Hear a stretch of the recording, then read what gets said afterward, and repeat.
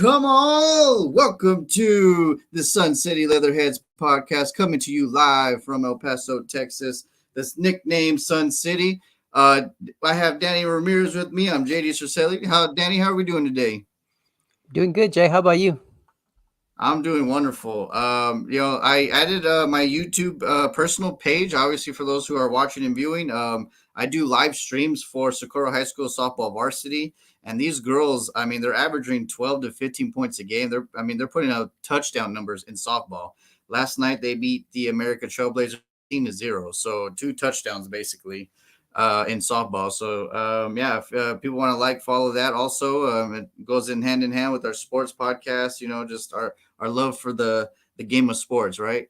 So we have a great show today, right, Danny? We are going to do the Mel Kiper, Danny, Mr. Mel Kiper himself, the legend of obviously ESPN. Thank you, ESPN, for always blessing us with a great mock drafts before the draft. And of course, Mel Kiper is a true legend. Started I think in the 80s, right? So he's been Yeah. there quite some time.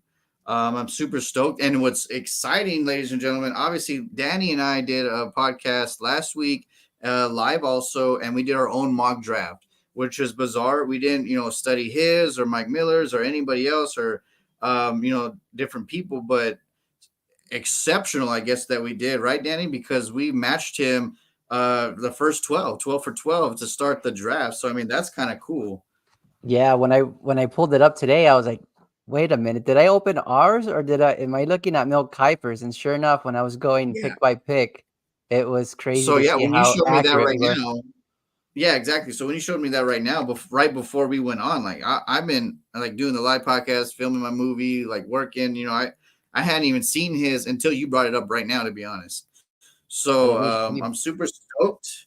let me bring But it we're up. gonna So break two things down before we get to Mel Kiper's mock draft 3.0. But let's talk about some free agency news, right? Like, so the last time we had tons of things going on, but we've had a few haymakers again. With some unexpected signings. So Ladarius Sneed gets traded to the Tennessee Titans from the Kansas City Chiefs. I yeah, mean, I truly believe it's going to hurt them more than the Tyreek deal, just because like last year when that offense was a bit funky for a while, like that defense was the only reason why they were winning, and hmm possibly they were the one seed, right?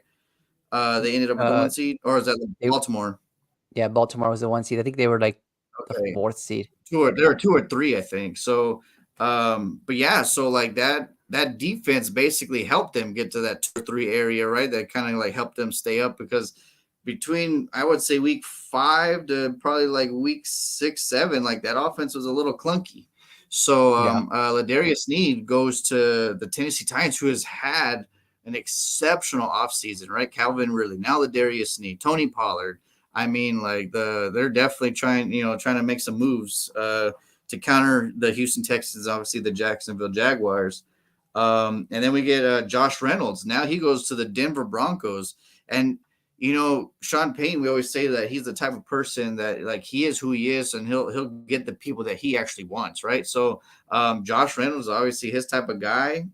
He goes from the Detroit Lions to the Denver Broncos next to Cortland Sutton and Marvin Mims Jr. So maybe obviously they don't have to draft a receiver right away, right? So they're definitely gonna go quarterback, I'm sure. Neville Hewitt, who led the NFL last year in special team tackles, he goes back to the Houston Texans on a 1-year deal. And a few hours ago, Jadavian Clowney goes to the Carolina Panthers. So I mean, the NFC South is still making on their own themselves, correct? So it's pretty awesome. And they obviously the Carolina Panthers like, yo, man, we got Baker who won the division last year. Now we got hot seat Kirk Cousins coming to Atlanta. We need some, and we have Derek Carr in his second year in New Orleans. We need you to come hit these boys, right? yep. Any other, or how do you fare with these free agents signings? I like the Sneed one to the Titans. I think that's a really good one. Um, Well, yeah, I mean, yeah, whoever, and they got him with a steal, I think. I mean, what, a fourth rounder or something like that? I mean, well, is I guess the reason why they got him so discounted, right, was because they couldn't pay him what he wanted in terms of the contract. So, and Right, I think that's what you're going to be able to see from all these teams that have, 4 or 5 playmakers on a team, right? They can't pay everyone, unfortunately. So, right, that's somebody else's gain, right, for to take advantage of that situation and try to get a key playmaker. And so I know that the Titans lost Kevin Bayard last year to the Eagles, right? He was a solid piece in the back. And then now yes. they got They lose Snead. So everyone to the Eagles apparently. yeah, that's what happens. The Eagles find everyone. Yeah, But yeah. The Eagles are not sleeping this free agency at all. you mentioned Clowney, and I think the Clowney deal is pretty interesting, just because you know it, he's not what he was before, right? He's getting older in age, but the thing is, Right, like, now this deal seems like maybe this is probably the end of his career if you think about it, right? He's already older as it is, and now he's going to be going to his home state. I believe he's from right, South Carolina, so he's still going to be close to home now. So I could see him kind of winding down his career in Carolina, and still having a pretty successful the last 2 seasons that he has in his deal, right? So I think that's a solid pickup. They lost Brian Burns, so that makes a lot of sense for them to try to get another pass rusher. right. Yeah, and another one to mention too, Tre'Davious White goes to the Los Angeles Rams. So I mean that helps. A Yeah. good a team that would surprise people last year, and then now they just got better in the secondary, right? So, Yep. a lot of moving pieces, and Justin Simmons is still a free agent, which is pretty bizarre. And of course, Mike McCarthy was always saying like, "Well, we got some pieces that are still free agents, and we're comfortable where we are, and blah blah blah." And um, the Eric Kendricks signing was like the big thing in Dallas, right? And then they bring a few pieces back, and they're not reaching. Most people forget too, with the besides the people that are coming back from injury, they're like IR, like the Trayvon Diggs and Overshown, right? So they also have Martavius Bryant and Lyle Collins that's still in their back pocket that they pretty much got for cheap, right? So they're still there with them, and they didn't technically need them last year obviously going into Green Bay's game, but obviously they'll definitely need them now with a few free agencies leaving from Michael Gallup leaving for receiving, and then the whole offensive line are shaking up. So yeah, I would like to see maybe a Justin Simmons, or since I'm a Cowboys fan, like try to get someone that's still available. There's still some good talent that they could add to our team, and hopefully number 4 decides to try to take a a little bit more of a pay cut to help the team.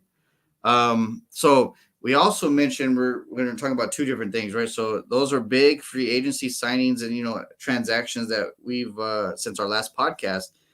I'm going to mention one that actually helps and benefits with the new rules. So the Pittsburgh Steelers have had a phenomenal offseason, right? If I told you 6 months ago that Russell Wilson was going to be a Pittsburgh Steeler, would you believe me?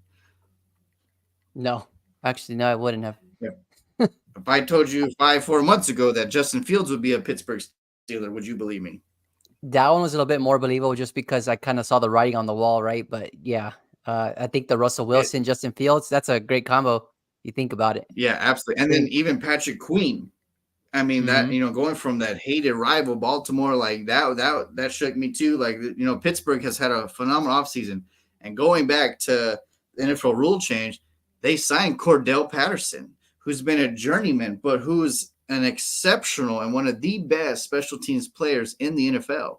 And Yeah, now he with is. this new NFL rule change, I mean this could benefit them. Like I was texting Justin Enohos's stepdad John last night because we are talking about the NFL rule changes, and I was like, it'll help Dallas honestly because Turpin is one of the best, if not the best, returners in the game right now. So hmm Pittsburgh just benefits themselves. Let's get Cordell Patterson with the new NFL rule change, and I believe you have like a schematic, right, of how it's going to be formed and shape up in the kick return. Yeah, let me bring that up real quick. So to your point, right? I think if I can change it here. Um, it's pretty cool because now it's kind of mirroring the XFL return structure, Right. right? Where the ball is kicked from the 35 and the kicking team lines up on the opponent's 40, right? So There's, I guess they did this so right there wouldn't be a lot of collisions, right? Like especially people running into each other at Well, fast just speeds. super impactful, yeah, like running 30 yards to a smash. Yeah, But yeah, now they're like pretty much lined up across from each other, face to face, and then can I beat you and just go around you? Like it basically that type of thing. But like a Cordell Patterson now in Pittsburgh, obviously the kickoff, only the kicker and the returner is able to move until the returner is able to catch it. So let's let people know about that. Like nobody else can move except for the kicker and then the returner. So I yeah, mean, like a Cordell Patterson or a Turpin, like boom, if one of them gets past like maybe the first wall, it could be lights out, all the way to a touchdown because like it's going to be more exciting for the fans probably, like probably to see more returns. more returns for a touchdown. Yeah, exactly. But obviously, for a defense perspective, and obviously, I think Devin Hester has the record for the most returns in a season, right? So I feel Yeah, bad for him too because now that record's in jeopardy because now returners get a more of a mulligan, an easier way to return compared to what he had to deal with, right? So like right. maybe his record is in major jeopardy. Yeah, So, but yeah, it'll there's be gonna be there's gonna be an asterisk, right? If there becomes like a premier returner now because of this rule change, there's always gonna be an asterisk, right, based off of the rule change, right? They're not right. gonna probably categorize him and Devin Hester in the same category in terms of return specialties. But this is pretty exciting because with the XFL, ever since that kind of rolled out, I like the way that it works, right? Where you have two returners potentially trying to return that ball back.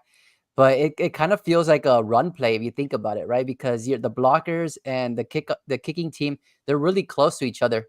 And so pretty much it's kind of like a running back. You have to have that running back vision, find those holes and just hit it and then Right. go from there, And right? So I I'll go I'll even go back to, day one of the NFL or whatever, when the game was formed. We are called the Leatherheads for a reason, right? So back in the day, they're just like lining up and hiking in, just like, man versus man, like power, and then like, one's just trying to dart through the line. And that's pretty much what it is again, right? yep, So yeah, so it's going to be exciting for the NFL fans, I'm sure, because I assume the returns are going to be way more exceptional, way more exciting, and more. Yeah, look, Gabe already chimed in. Devin Hester, yes sir, and he's a legend. And that's why he's in the HOF Hall of Fame. But it is. I think it's going to be exciting, but we'll see how it goes. The one rule that's already been highlighted with the kickoff is they can't do the hip dip anymore tackle. But I'm like, I mean, how if you're being dragged and it obviously favors Patrick Mahomes because he's just gonna like and then like try to get that 15-yard penalty. But um, I it that, it it's hard. Like you mean like how are you gonna tell a grown man to like just be like the Little Giants movie where like the little bubble guy was like I'm gonna get him, and it's just like he's being dragged. Like imagine trying to tackle Derrick Henry without trying to like drop him. So it's gonna be it's gonna be tough. They're gonna have to. It's weird. So the kick return, they're trying to get away from massive collisions, right? So mhm. now with the no hip tackle, now the defenses are going to try to do a massive collision on the jump. So it's an interesting way to look at it, right? So how do you feel about that no hip dip tackle? I mean, I can see the logic behind it, right? Because look at Mark Andrews' situation last year; it prevented him from playing a couple of games to end that season. Luckily, he came back for the playoffs, but yeah, that was a nasty tackle from behind.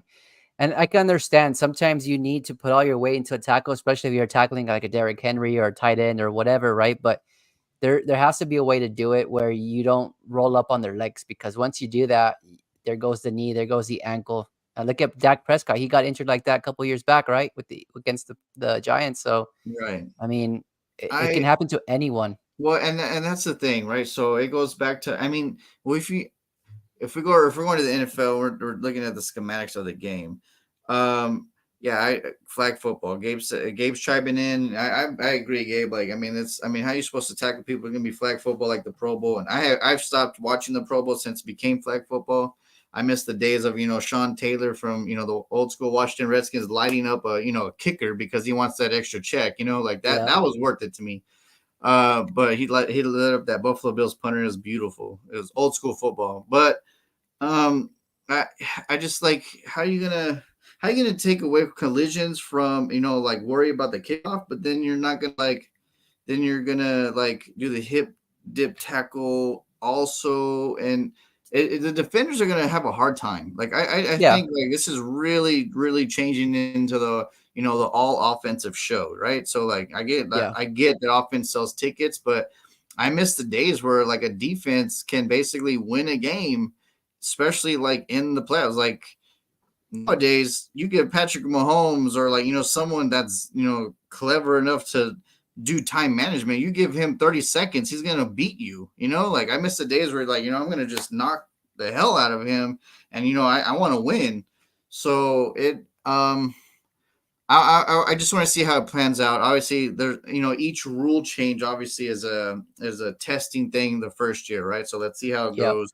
And it just I feel bad for the defenders. Like I mean, Michael Parsons gets held every down and they don't throw a flag, but then now they're gonna get mad at him if he like falls and goes kind of low. Because I mean, sometimes your body weight is gonna carry you into that tackle.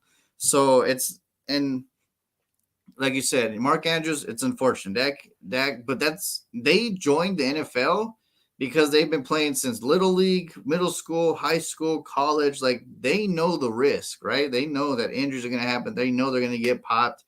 And I'm like, it just like have to hit. Like there's I no guess. doubt about it. And like Damar Hamlin, right? Like his play was just a normal, like, oh man, Yeah. and then like Collision. his body just reacted, right? So like you never know. A massive crazy hit someone can walk away from and just be like, damn, that was good, man, good hit. And another time you can like the simplest, like, well, look at Greenlaw, right? We look at him in the Super Bowl. This dude tears his Achilles just trying to walk to the field or Hmm. jog to the play. And I'm like, so we're taking a hip tackle away, but I mean we have these big strong men tearing their Achilles just running to start the downs, or like you like even Aaron Rodgers, he tore his Achilles just because he pivoted. It was just a freak accident, and then that being I said, think with this kind of rule, like there's instances where a tackler is wrong, right, in the way that they do it. Like the Mark Andrews one was bad. I've seen a couple other ones too where they kind of just ride the runner and then they grab from the back and they kind of just use their momentum to kind of swing them down, and that's when they land on their feet or and they roll up on their ankles or legs or knees, whatever. But there are instances, the majority are pretty. I would consider them to be okay, right? Just a right. momentous play, right? Just the momentum of the person just taking them down to the ground. But others, like the one I just mentioned, like the Mark Andrews one and the other one, I think those are the ones that the NFL is trying to crack down on. So I Yeah, understand.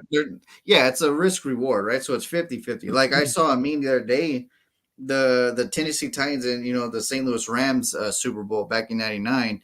That was a hip dip tackle when they're trying to tackle him at one. So that would have Yeah, been right now that would have been first and goal to try to win the game yeah, it's because crazy to see those plays from back in the day because it's so different compared right, to how football's played today. Like right. I remember like even playing NFL Blitz. Do you remember like the Oh intro yeah, to that? yeah, Like those hits were brutal, man, and yeah. that was what kind of captivated me to the sport. But it And it it obviously sucks. Blitz didn't have any rules, which I didn't like because I mean you could just start hitting anybody and it just frustrate people. But Yeah, I liked NFL Street more than Blitz, to be yeah, honest. that But was cool. NFL Street was dope. Let But me let me real quick before I know we're talking about rules, but let me just cover this kickoff rule. I know we talked about how they're lined up and all that, but do you know like I'm not sure if you saw the actual um different descriptions of what can happen in a kickoff, right? So let's say that the kicking team kicks, right? All the kicks that the kicker makes has to land within the landing zone, which is pretty much from the goal line to the 20-yard line, right? so Anything that is they can never go past the end zone now. if they do and the returner kneels, then they get the ball at the 30. That's their penalty, right? Rather than Wow. starting at the 25, they start at the 30 So because of five that. yards extra. Yeah. And so let's say that the kick goes out of bounds, right? It still goes to the 40. So just Right. that hasn't changed. But let's say that I'm trying to think of how it works here.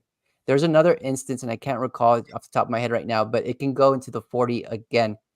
And I don't remember how that works. So I need to brush up on that, and I'll probably uh, bring that up next time we meet. But for Right. the most part, right, it's forcing those people who like to take those touchbacks to run out, right? Right. Well, that's Um, exciting because I hate that they just kneel and kneel and kneel and kneel, and I'm like, dude, come on, what are you doing? yeah, but what I'm interested to see based off of this new rule is like how many people are going to, and like how many kickers, I should say, are going to kick it within that landing zone. Is that even easy to do? Like, I'm curious to ask a kicker that Oh yeah, because I'm sure it's not as easy as we think it is. I wouldn't think so, right? So that's just crazy to think that can they be consistent enough for that ball to land in that landing zone? If not, Right. Well, I you mean, but know, they are professionals, so I think they could. I mean, if they can kick a 61-yard field goal, I'm pretty sure they can like accurately kind of like pinpoint where they want to kick. So yeah, I mean, it is fascinating to see. Like, I just obviously we got to wait until to see how the NFL does it. Of course, the XFL did it once they started, and they were already used to it. So we just got to see how these kickers and these NFL players adapt and all that jazz.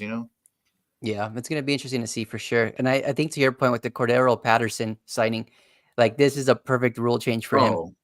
Like oh man, and plus what he's always been good at, because I mean, even he was a bear too, right? At some point, Yeah, like he's been a journeyman for sure. I've always loved him. Remember when you guys signed him? I was like, dude, I would pick him up on special teams in a second. And what's great about him, Turpin's a little, he's a smaller body, so like it'll be harder for him to kind of collide with the juke and then take off. But like Cordell's a big body, and if he does that one juke and darts, like it's gonna help Pittsburgh obviously tremendously, I believe. yeah, definitely. I think that was a good pickup for them, and it's gonna be interesting to see who else takes advantage of this rule change, right? Which other returners can potentially take it to the house? Right? Because like Yeah, if you like think it's about it, it's so exciting. like a Percy Harvin, imagine him. Oh yeah, That back dude was yeah, like oh yeah. Now he would be loved. Like, yeah, he'd be God's gift to the NFL and special teams right now. yeah, Gabe said that Cordero Patterson was a Pro Bowler. Exactly, Gabe. Like I have loved Cordell since day one. He was drafted by Minnesota, correct? Yep, he Yeah. was. So I've always loved him, especially in special teams. Like I'm picking him up in a second.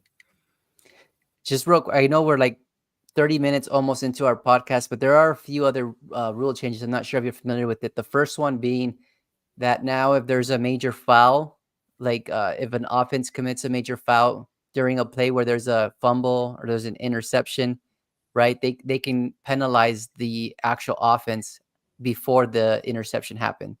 So I would assume I'm taking it to mean like if let's say the Cowboys threw an interception and they did a Which horse they're collar good to tackle or know. something like that, Yeah, they're then good to do that in the playoffs. wherever the returner lands, they get a penalty also added to that return, right, to that interception return. Wow. So that's the kind of the way that I'm thinking. I've never really paid attention to that, honestly. I didn't know that the offense would never get penalized for those situations. So that's interesting. The other cool thing that I liked, this one So I'm not sure if okay, you're sorry. So let's say Dak gets picked and they get tackled on the 50, and then our offense had a penalty to go up before that interception. Then they're at the 35 out on our field. gonna. Oh Yeah, because wow.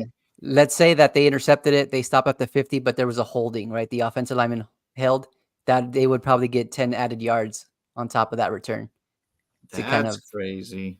yeah, I think that's the way that I'm taking it. The other one is now there's the ability to do like a reviewable play for a passer being down by contact or out of bounds before throwing a pass. And so now, there's been several instances in the last couple of years, right, where a quarterback, I can say Justin Fields, for example, right, he's about to throw for a pass and he gets almost sacked, but he throws the ball to a receiver, but his knee was down, right, and they still give him that pass at completion. Now they Right. can review that back and actually rule it a So sack rather it's not than going to help Mahomes this time. exactly. because That's Mahomes another does yeah. that a lot. Mhm. Yeah, good, good, good. And then the other one that I see here is they get another reviewable play is they can see, for example, if the quarterback snaps the ball before the clock expires. So Oh, it that's now, good. so now if they, yeah, if they, That doesn't help uh, an Aaron Rodgers or people that like to mess with that snap count. That's awesome because exactly, that audible. Hmm. because yeah, at least give something to the defense, right? Like you're taking away tackles for them, but at least give them the benefit of doubt of when the snap count is. Yeah. So yeah, I mean, it's not crazy changes, right, or rules changes, but it's still you think about those kind of situations playing out, and now that you know that the ability you have to review it or challenge it, I think that that's pretty cool. And you know what? Now teams have to be on top of these rules changes because, I mean, what did we experience in the Super Bowl? Right, we experienced an overtime, and then the 49ers didn't even know the new overtime Yeah, rules they for were the just like, playoffs. cool, we're gonna, we'll score the field goal and then we'll just cruise and let Patrick waste time. And I'm like, dude, no, like he could have scored a field goal and the game would have kept going. Yeah, And then yeah, they're just like lackadaisical. Like I don't know what they're doing.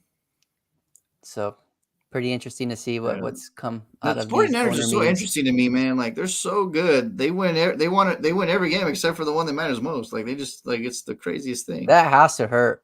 Yeah. And like yeah, people like 49er fans or what like even the Eagles a few years back were like, "Oh, we made it farther than you." I'm like, "Dude, tell that to the players. Tell that to the owners, the GM, the players that like do the blood, sweat, and tear about it. You know what I mean? Like they're the ones sacrificing. Tell them that they lost and see if they're happy about it, or that they made it further than the other team and that they're no like the only people that are celebrating the last 2 years are Kansas City Chiefs. Like that's the only team that actually like is happy. Like the other teams are like, dude, we Yep. were that close and that happened. And then San Francisco's, salt on the wound is it's the same team who beat them the last time. So I'm Yeah. like, ooh, And they were in control of both games. Remind you yes. that. Honestly, they should have won both. Yeah. But I'm curious to ask a 49ers fan how they feel because Oh, honestly, like at what point do you start losing we're not confidence asking in David Martin. We're gonna ask like a different like because he'll be like the refs cheated us in the first one and blah blah blah. And I'm like, dude, no, like life sucks. They lost. Like that's how it was. But yeah. yeah, like I yeah, like imagine being the late '80s, early '90s, a Buffalo Bills fan. Like, can you imagine going 0-4 in the Super Bowl? How painful was that for them? Like I don't know. I've never Yeah. seen the Cowboys lose in the Super Bowl. Granted, we haven't been there in a dog's age, but if I saw them lose, I don't know what happened. I'd be so crushed. Like I'd be traumatized. Yeah, it sucks. I mean, and the Bears went to the Super Bowl in '06, and I never Yeah. really used that as an excuse to any other fan bases. Like, hey, at least we made it to the NFC Championship. Like, Yeah, like that means you nothing. lost. Yeah, like That you're means the nothing. you're the team who lost to the champion. Like that hurts worse, I think. Yep, definitely does for sure. Well, enough with the rules. Let's go into the mock draft. Hey, Woo, let's go. before we start though, I want to bring up the results that we did last week, right? Or we did Right. our own. So Hey just as a Gabe, reminder, for we went Doomsday to the New York Giants, Gabe. Woo! as a reminder, right? But so if anybody who did not see last week's episode, right, Jay and I we did a mock draft where I selected all of the players for all the odd number teams, and he selected all the players for the even number teams. And so, Yes. of course, it was kind of like a fantasy football type of draft where, we would select the players that were best available at that And moment, right? and mind you all, we actually had to do that because ironically, all the odds with the Chicago Bears were in Danny's division, the Lions, the Vikings, and the Packers. And oddly enough, for me, all the evens were with my Dallas Cowboys rivals, which is the Washington Commanders, the Philadelphia Eagles, and New York Giants. So we had to make sure that we stood toe and actually, did it correctly and act like if we were gonna, be like I picked Romeo Dunze, Washington for the New York Giants because they need a damn receiver. And why would they not take him right there? He's sitting that Hmm. there at number 6. So yeah, so we did it exactly how a draft would, and then we hurt people and people before who are whatever, Greg Bowers to the New York Jets to help Aaron Rodgers, Brock like Bowers. or Brock Bowers, man, I keep doing that. Brock Bowers, Maybe he yeah. looks like a Greg or something. I don't know. Well, I just keep thinking about my actor friend. I don't know why, but maybe he does Shout out look to like. Greg Bowers. Yeah, I'm like they probably look alike. But yeah, so like that was fascinating. That was fun. Like I actually enjoyed that like a lot. So did I. Yeah, that was pretty cool. And so, today what we're gonna do is we're gonna actually review Mel Kiper's mock draft 3.0. And Right. this one was released on the same day that we did ours, but uh, we didn't see it prior to that. Yeah, and what's So crazy is that I saw it just now, and you're like, man, we're pretty much 1 through 12, like right on the money. So that's a good start, right? yep. So it Especially was for kind of someone that's done it for 40 years, and we're trying to, we're just trying to, we're mustering our will to do it now. so on the screen here, you're gonna see Mel Kiper's mock draft, starting with the Chicago Bears at number one. Of course, I think everyone knows what this pick's gonna be now, right? Yeah, Everybody like knows it's Caleb I Williams. mean, okay, hypothetically, we're talking about losing the Super Bowl. Like, how defeated would you be? Like, what happens, Danny and Gabe, if it's not Caleb Williams at number one? Like, what are you doing? I don't know. Like I got to bring this up. This just came up. It's not football related, but it's still pretty interesting. What's your I actually take saw on this today. Caitlin Clark's option to join the Big Three for 5 million? Bro, I'll join the Big Three women for 1 million. I'm down. Abner Garcia, I told you to chime in, but yeah, definitely thank you for chiming in. But dude, I love Caitlin Clark, and like I said, like I've been trying to support women's sports. But yeah, Caitlin Clark, Big Three, 5 million. What's Hey, sad is, see, that goes back to my point. They need to start supporting where the success is happening, right?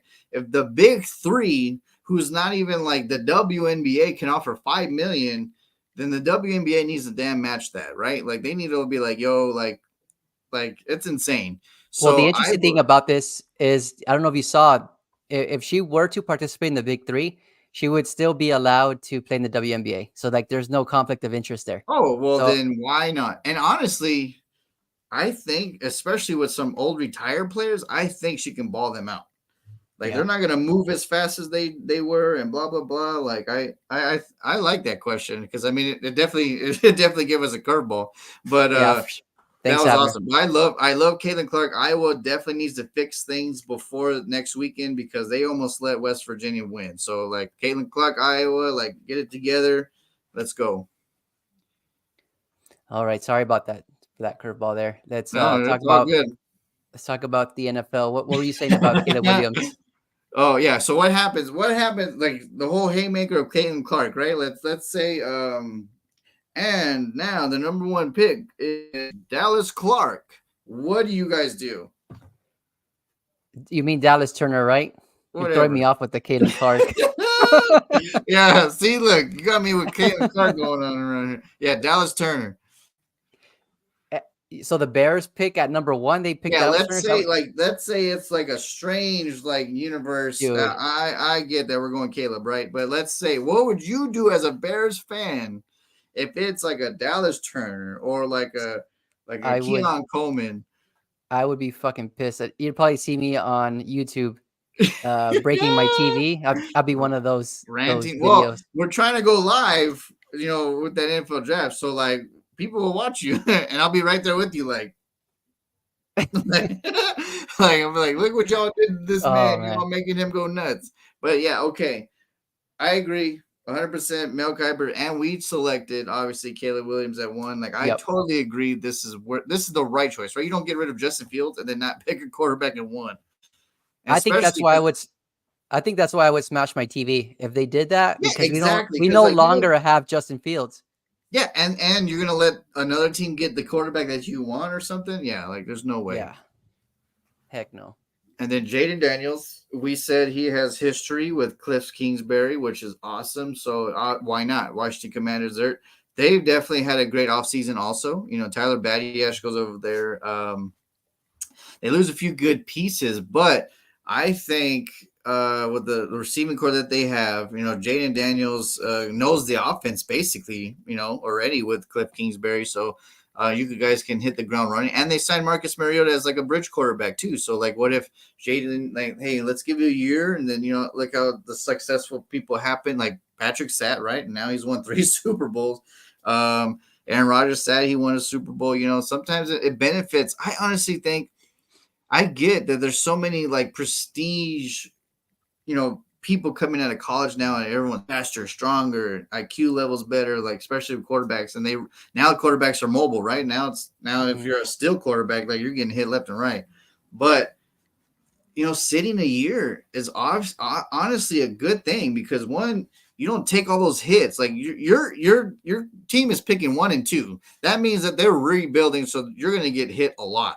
So, like sitting 1 year maybe just to see how fast the game is. Obviously it's different. It's definitely different than Jaden Daniels, right? Going to the Washington Commanders, you got Michael Parsons on the other side that could run as fast as a wide receiver. You ain't trying to get hit from day one. So, like I think maybe sitting. I don't think he's gonna sit behind Marcus Mariota. Like you don't draft him at 2, obviously. But I think sometimes it is better for a young quarterback just to get his mindset right. Like it's not about the like hey, let me just go ball out. It's more about the psychological aspect. Like man, they picked me because they needed me, and now they're getting me beat up. Yep. So and like, look at the Browns for all those years. Like they drafted how many quarterbacks in the first round just to get them beat down, and it takes Mentally a and toll. Yeah, physically. yeah, and it takes a toll. And the same thing with the Raiders after like Russell, right? Like Jamarcus Russell, like he was a waste, a wash. But I mean, the Jacksonville Jaguars too. Like for a while, they would just get their quarterbacks beat down. And like, how are they gonna step up if they're so demoralized from the jump? Yeah. So I think Jaden. in this situation though with Jaden Daniels, I think that he's going into like the perfect situation, the Oh perfect yeah, spot because as it is, I don't know if you've heard Patrick Mahomes' comments when he was talking about his first couple years at Kansas City, right? He talked about how even back in college when he had Cliff Kingsbury as his head coach, right? He never coached anything out of him. Like he never changed his style. He embraced it, he kept it, and he kind of and just he evolved developed the what. offense to what his talents were. Yeah, and so when he came to Kansas City, right, Andy Reid did the same thing. He didn't change anything. He let him play within his own way, his own structure, and then from there he just kind of flourished, right? He had everything around him to do Right. that. So Cliff Kingsbury, knowing that he did that for Patrick Mahomes, and now in Washington he can do the same thing for Jaden Daniels. I think that's just Yeah. a win-win. And then you have a smart head coach in Dan Quinn that he's not going to rush him if he doesn't need to, right? And Jaden, like let him cook, right? Let him do what he does best. And what's good about Jaden, and even the next pick, we're gonna get to that soon, but like Caleb, Caleb's the number 1 pick. Like everything is on him. Like bro, like you're going one before any other quarterback. Everything from this point on is on you in this draft class. You're gonna get Yeah. judged by it. Like you're gonna be taunted by it. Like if you don't do a Jaden Daniels or Drake May when the push comes to shove, J.J. McCarthy, Bo Nix, or whoever, like you're gonna hear the echoes. So same thing with like hopefully the Caleb doesn't get destroyed in his first year. But going back to it, like number 2 and number 3 quarterback picked is obviously a safer bet nowadays because that number 1 is just so monstrous. Like, dude, we had Tom Brady at 199. We had Tony Romo undrafted. Like, you're the number 1 pick. Like, you are supposed to be the savior day one. Yep. It's a lot of pressure for sure. Oh, sure. That's All what I'm right, worried moving about to page. with Caleb Oh Williams. I yeah. think that, I, it's a lot of pressure. And right now it's kind of crazy because you have a lot of, I don't know if you've seen like the national media, right, saying that, oh yeah, Caleb Williams can throw for 4,000 easily in his first year because he has Keenan Allen and DJ Moore. Like, let's not put those types of expectations. Let's just let him develop, right? Because I'm sure the speed of the NFL is going to be much faster than it was at USC or in the Pac-12. So let's, let him just develop. Let him use his what he has around him and go from there. Don't try to right. cap him at a certain, production stat line. Like, let's just let him play. And me, I'm being realistic, right? I as long as we win, we get in the playoffs, we're competing for the NFC North. That's what matters for me. It's not how Right. many passing yards he throws or how many Yeah, passing I don't touchdowns he want him to throws. throw for 10,000 yards and 50 touchdowns from the jump. I just wanted to like provide, give what our defense makes you help, right? Like, just win. He'll figure it out. And Gabe Game tried in, like Jaden Daniels would probably be the next best bet if they did pass on Caleb, which is probably not going to happen. But Drake made to the New England Patriots. We both obviously agreed with Mel Kiper. Hmm. Um, professional system already from Brown North Carolina. So he's already set. Jacoby Brissett comes into the Patriots probably at middle quarterback, which is awesome for them. Drake May is the only one right now, top three, that is gonna have the perfect situation where you just the first two are pretty much gonna hit the ground running, right? Like you don't sign those first two, and especially the backup quarterbacks, like there's no way. So Drake May is going to the best position to where, hey man, if we can take a year off and just like evaluate everything and just watch, I think that's a Yeah. win for us. So he's going into a good position to like he can just chill. And Yeah, Martin Harrison definitely. Jr. to the Arizona Cardinals. I mean that if Kyler Murray fails him, man, Murray. Oh, did you see? I think it was ESPN too. Like, there's a possibility since JJ McCarthy's draft stock is rising because of his pro and everything that he's done. They said don't be so surprised if he falls 4 or goes higher and goes to 4, just so like to give Kyler that kind of like, hey man, like if you don't get it done this year, like we're pretty much moving on. That would be crazy. Jay Yeah, for McCarthy is sure. going to be the steal of the quarterback class, but he needs to sit 1 years. And there you go. We're just talking about McCarthy, that he's like moving up in the stock. I agree. Like he came out of nowhere to me, to be honest, because last season, or I guess now technically 2 seasons of Michigan, I was hard on him. I was like you had this defense and blah blah, you couldn't get done. But this year, there's times where like Michigan was tested, especially when Harbaugh was suspended or whatever. There's things going on around the city, the state, the university. And all they did was go win the national championship. So I'm like, all right, bro, like you definitely basically did a Tom because Tom went to Michigan, and every time they see they were out, he came back and won. Right, AJ McCarthy, same thing. Like things were tense. Like, hey man, like you're gonna be able to pull through. Your coach is gone, and blah blah blah. He's like, we'll just go and defeat everybody and win the championship. Fine. And Yeah. like, I honestly don't buy the hype right now on JJ McCarthy. I mean, it's tough because he is a good quarterback. I'm not saying he's not, but for him to kind of just rise the way that he did in the last 2 or 3 weeks, it's just crazy for me. It's kind of like yeah, and that's I what happens here, right? There's a quarterback or just a player that just like all of a sudden is like I God's gift to everybody. yeah, I get the vibes like the Zach Wilson vibes. You know how I don't know, he made that insane throw at his pro day and then just kind of elevated him to number two. He just shot Like it up quick. that's what I see in JJ McCarthy, and maybe it's Yeah, because Zach I haven't Wilson seen was him such really a pass. push. Yeah, I think Michigan really depended on the run, right? So we didn't see his full potential as a passer. And I can Right. see that he is a talented quarterback. He can pass that ball, but oh man, it's just risky when you're a top four. Man, I don't know. It's risky Well, I to. think he will be the fourth quarterback in for sure. Oh yeah, that's No for sure. matter But where top he, four, no, yeah, that's a bit of stretch. Zach after Wilson say is trash. Yeah, he I is. mean, yeah, he's Oscar the Yeah, Grouch now because he knows that he's trash. But yeah. Unfortunately, yeah, and plus like what's bad. Thank you, Adam. Appreciate you. What was bad about that is that like his family, especially his mom, like didn't let him breathe too. Like she was always chiming in like to the media and doing from the jump. I'm like, dude, let him Zach go Wilson. through it a year. Yeah, Zach Wilson. Let him go Oh, through it a okay. year. Let him like, let him grow by himself. But you're just making him seem like he's like, the next Joe Montana, Tom Brady, and like you putting all that pressure on him because you're in the limelight. Like he didn't have time to like focus on himself. So yeah, he didn't have time to grow either. So I kind of blame his family also, but yeah, he definitely was a bust for sure. So now we got neighbors, Los Angeles Chargers. That is a great pick. They lose Keenan Allen to the Chicago Bears. They lose Mike Williams to now the New York Jets. They and Joe Everett, right? That time goes to the Chicago Bears too. Apparently the Bears love what the Chargers are doing on offense, so they're trying to bring everybody from the Chargers. So, well, Yeah, we're kind of but taking yeah, each other's players. They took Khalil Mack from us. We'll take Keenan Allen yeah, for I know, sure. right? But Because they're just swapping, like, oh, cool, like we'll take a kidney, take a rib. but But I was gonna mention this real quick for the neighbors selection here. Last week when we did ours, I selected neighbors for the Chargers.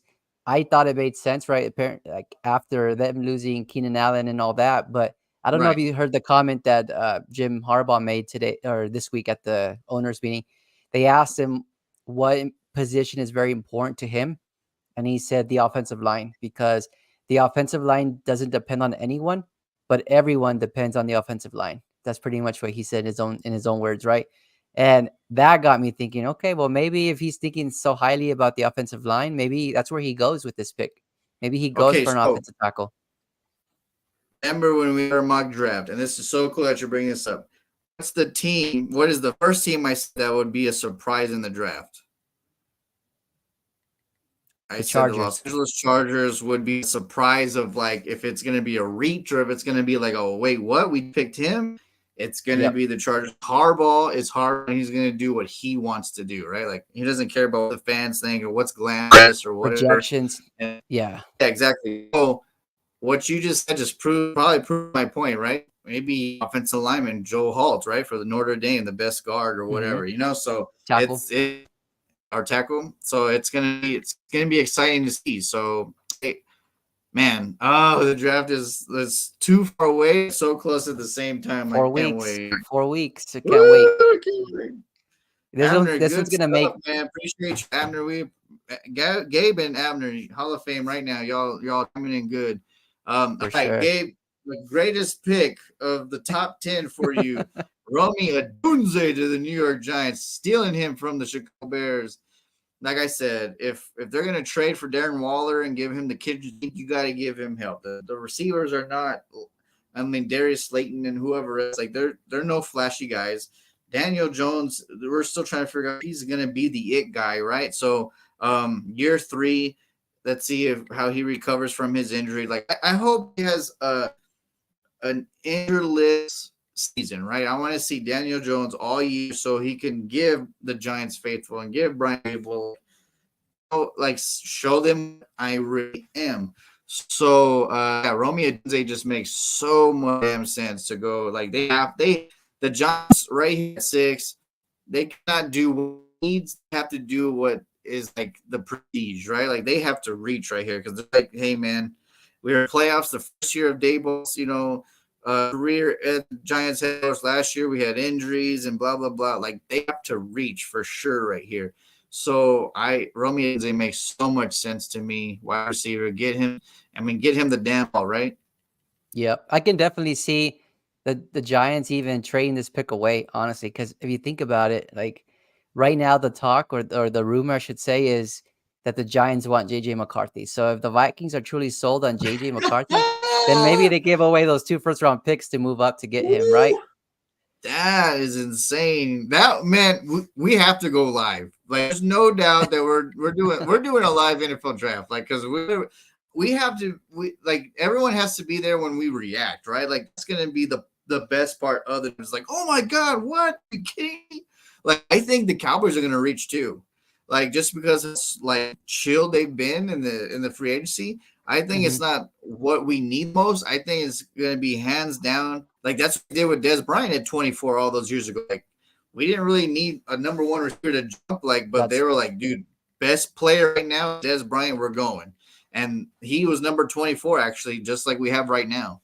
So we'll that's get true. there. But so New York Giants, Romeo Dunze, not the Chicago Bears.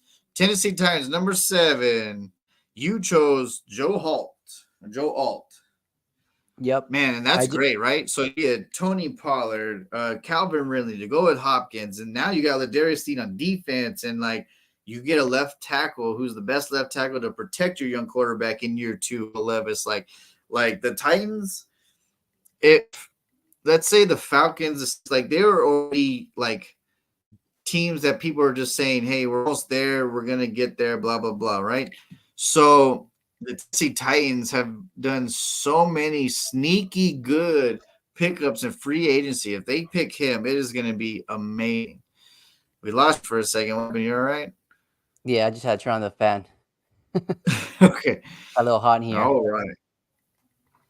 All Okay, right, so so not Dallas Clark. We're talking about Dallas Turner, yep, Alabama. you're And getting it. oh You're man, learning.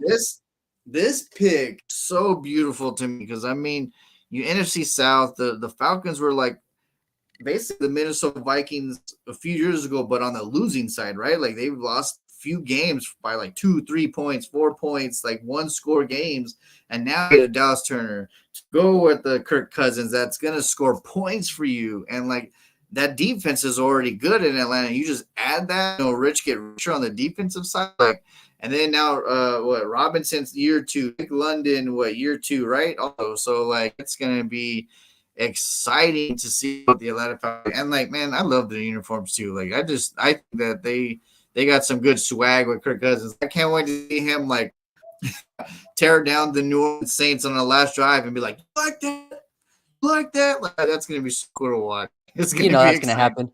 Yeah, Kirk like Chase is gonna go I crazy. He's like gonna be Cousins, man. Like I truly like he doesn't have to be the greatest or flashiest person by stats. Like he just wants to win, right? And that's what you need in a quarterback. And he's like Trent Dilfer, right? He wasn't the flashiest dude. He did what the defense gave him, and he won the Super Bowl with one of the greatest defenses ever, the 2000 Baltimore Ravens. hmm Or can look at it like a Brad Johnson of the 2002 Bay Buccaneers, right? Like he wasn't Brad Johnson by far was not the flashiest quarterback ever, but he just got the job done, gave what the defense gave him, didn't turn over the ball, and he became a Super Bowl champion.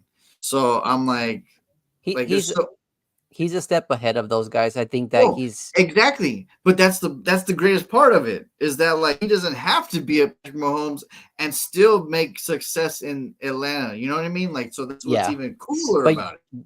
but you know what's the scary thing about him in Atlanta is that now he knows that, right? He knows that from his time with Washington. He knows that from his time with the Minnesota Vikings. And Right. now he's actually has a good running game behind him.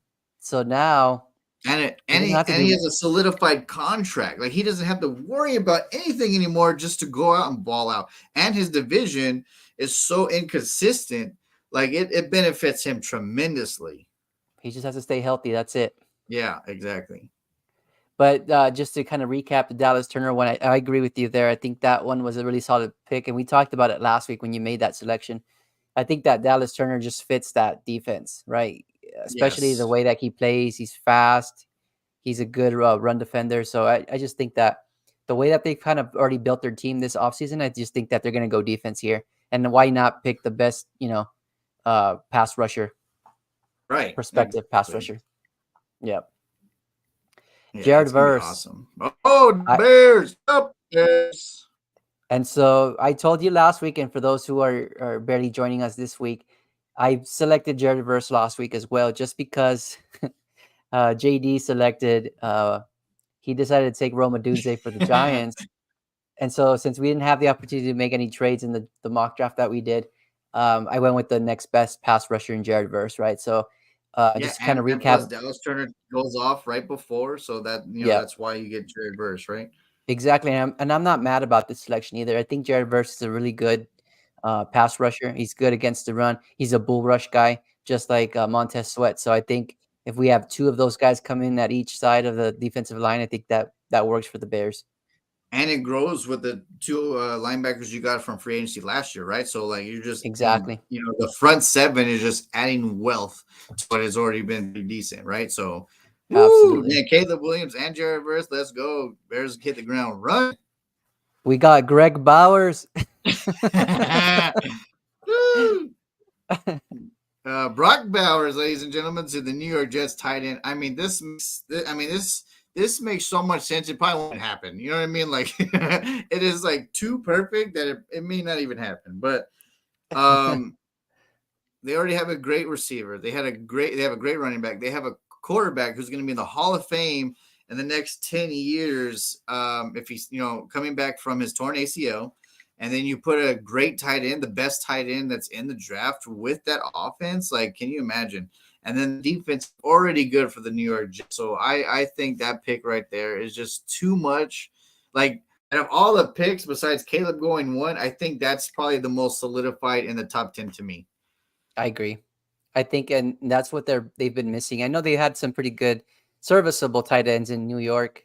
Um, but if you have the opportunity to get a Brock Bowers that's has that polished route running Oh ability, man.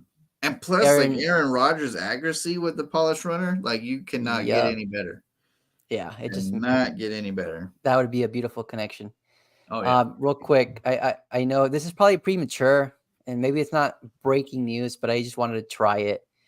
Um, I just want to bring up. I got a notification right now from I think it was from Adam Schefter Woo! saying Talk to me. saying that Roma Dunze is not going to be doing any type of drills tomorrow at his pro day. He's just gonna let Oh, he's gonna let his performance at the NFL Combine just be whatever's on tape, right, or whatever's available for the scouts, the owners, and the general managers to see. So that could hurt him. You know, Roma Dunze I falls don't think all that the would way help him down to to number 6 for the New Chicago. York Giants. I'm trying to make it happen, Gabe. Sorry. But yeah, I like we're talking about like pro days and whatever, and you're talking about like Keon Coleman's, pro day wasn't as his best, or he didn't show up or something, right? Like he didn't do something. That was a Or combine. Marvin Harrison, right? Harrison didn't show up for his either, right? Yeah. So Yep. I'm like, people know what they want, right? People know what they're gonna get already, probably because they've been studying these dudes the last 2 to 3 years, especially if they need a position, right? So, um, I think Odunze, it doesn't hurt his stock or whatever. Like I think he's still going to be the second receiver taken. So we'll see where he lands, and that's cool though that you got that notification, right? So Yep. it helps us chime in, and like hopefully I want to see like something with free agents or something. Dallas, the Jerry Jones trip and fall or something. I'd rather have that. Like, He broke his hip. all right, nice with his little Right. scribbles. Right. All right. His plan for the future. Number 11, the Minnesota Vikings. You had them taking JJ McCarthy. I totally agree Yeah. with this pick. Obviously, that's if they don't trade, right? So we shall see. But Yeah. yeah, I'm almost certain that JJ is going to go sooner than the 11th pick. I think there's going to be a ton of trades that we probably can't foresee today, but right. I don't know. The way that this draft stock's kind of rising, it just makes sense that, Bo Nix he'll to the be. Dallas Cowboys. Oh, Imagine. I know I you would love that. honestly, if like I said, Sean Payne, right? If any given like Sean Payne can't get what he wants, like I could see him trying to like trade all in for like a Dak Prescott or someone that he loves that's in the NFL already. You know what I mean? Hmm. So, man, I would love Bo Nix to the Cowboys. I'm not gonna lie, but number 12, Bo Nix to the Denver Broncos. I think that marriage with Sean Payton, he loves accuracy, and he had Drew Brees, who's one of the most accurate quarterbacks in the history of the NFL. This marriage, it was like I think destined to happen. I mean, you already got rid of Russell Wilson, who now is going to take a lot of your cap space for this coming year, but it doesn't matter. Next year, you can try to build a super team, right? So like there's so many things that Denver is slowly, quietly doing that obviously our people are probably not happy with. But the same thing with the Cowboys, like they're waiting for, I guess, to strike, right? Like they're like being that snake in the garden where it's just like, oh, I see a prey coming, and they're just waiting to grasp something because Denver's been kind of quiet. They released a few people. They got Josh Reynolds recently, receiver. So now he goes with Cortland Sutton and Mims Jr., which I think that receiving core is pretty stud at this point. Um, Denver Broncos, Bo Nix, that is a beautiful marriage that's waiting to happen. Honestly, it's like King Kong and Godzilla ready to clash. Like it's bound to happen. Yeah, I can definitely see that happening. And that makes sense for Bo Nix to land there, right? With the quarterback developer and Sean Oh Payton yeah, for Sean sure. Payne. Yeah. And him and Russ obviously butted heads because they're already set in their ways. Right now, you get a young Yeah. kid who's very accurate, and you can just like bring him along. I, All I right, don't so think Russ.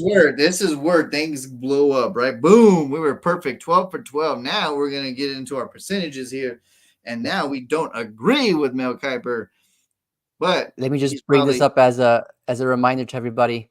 Yeah, right? he's So the probably first going to be 12 right. picks, Like Mel Kiper, let's just be honest, he's probably going to be right. But Danny, which I think is a great pick, Quinyon Mitchell, you chose him. Why'd you choose him? just because I know that they don't have a really solid cornerback in Las Vegas, and I felt like that one made a lot of sense for to try to build that defense. And Antonio Pierce being the new head coach, I think that he really values the defense. At least I would think Right. so, right? Him being a defender. But yeah, I just thought that Quinyon Mitchell, he's not one of those Power Five cornerbacks, but he has all the traits, all the ability in the world to really um, be a really solid cornerback for the Raiders. So that's why I went there. But even with this one, with the Mel Kiper mock draft that we're looking at today, I think that JC Latham one also makes a lot of sense, right? Because when I was kind of reviewing the needs for the Raiders, the offensive line is a true need, right? And Yeah, it's a huge um, need, right? yeah, right now the way that it's working, like they don't have a great quarterback. They have Gardner Minshew at the moment. So I still think that he has the potential to really, uh, I'm you know, be consistent in operating that offense, right? So I'm I'll give about you to an. chime into that Raider Nation, that Raider faithful right now. Both picks are amazing. So we're talking about hypotheticals, and you just mentioned, right? JJ is not going to be there at 11, you think. So what Yeah, if the Las Vegas Raiders, trade up to 5, 6, 7 to get JJ McCarthy, and then they trade with someone to go down? That could be another trade spot at 13 where someone could be like, yeah, man, we can still get a good team, a good player at 13. So let's see what we can get at draft capital or whatever. yep, What if they go get JJ McCarthy? Like you said, Gardner Minshew's there. They have Aiden O'Connell. That's the second year, but was he? I mean, did he show enough flashes to the ownership and to Antonio Pierce, the rest of the team, like to be the possible guy, right? So we don't know. So what if Las Vegas is a trade partner, like that's waiting to happen too? Like they're a team that can reach. Like they're definitely one of those teams that'll like they're not the Davis family are not quiet. They're not shy. Like they will definitely try to trade, you know, a full kitchen sink to get whoever they want, right? They've done it yeah. before. I just So, think it probably depends on where JJ is at the time, right? If he's like oh top yeah. four, top five, then I don't think the Raiders would make that jump. But if he's like 8 or 9, right, within Yeah. striking distance of the Yeah, Raiders, I within think. before the Vikings. Yeah, I could totally see it. Yep, definitely. I think, and possibly the Bears will be an option there at number Yeah, 9, there you right? go. Yep. Oh, Doomsday ain't falling to you if that happens. Yeah, that's for sure. Sorry, Gabe. Woo. All right. All right, we're on So 14. Where were we? Olu Oh, the New Fashanu. Orleans Saints. Yeah. So obviously, you got Derek Carr. You're trying to like grow Who did you him with have? your offense. Hey, you got that one right. I did, Olu. huh? Yep. Yeah, yeah. Jay, who's your mom? We got you right there, my friend. All right. But I got it right. So I agree with Mr. Mel Kiper Jr. So I agree. Derek Carr second year, like you're trying to keep him up, right? Like trying to compete. I mean, you got Bobby, you're gonna try to get pieces, right? So Yep. you definitely need to keep them right because you got your cousins in the division to score points. You got Baker Mayfield who won the division last year. He can score points with Mike Evans and Godwin and those boys in Tampa. So and then Bryce Young, things start slowing down, especially for a young quarterback in year two. Like, okay, man, let me try to adapt to this thing. And the Panthers did a few good off-season moves also. So yeah, definitely try to keep him upright, Derek Carr, and try to score some points. Yeah. So That's a good I one. that's crazy that he and I matched. Whoop, whoop. Oh, there's your Quinyon Mitchell. So 15 is definitely not the same. So who did you pick for the Indianapolis Colts? I picked, if I remember correctly, I think I picked Cooper DeJean, um, the cornerback from Iowa. Yep, Yeah, I did. yep, you did. So technically, you're still with the same position. So you're not that far off. So that's good. And Yeah. we at this point, Quinyon and then Cooper and Dean are either or, right? At this point is a good match for It's the 1A. Indianapolis Colts.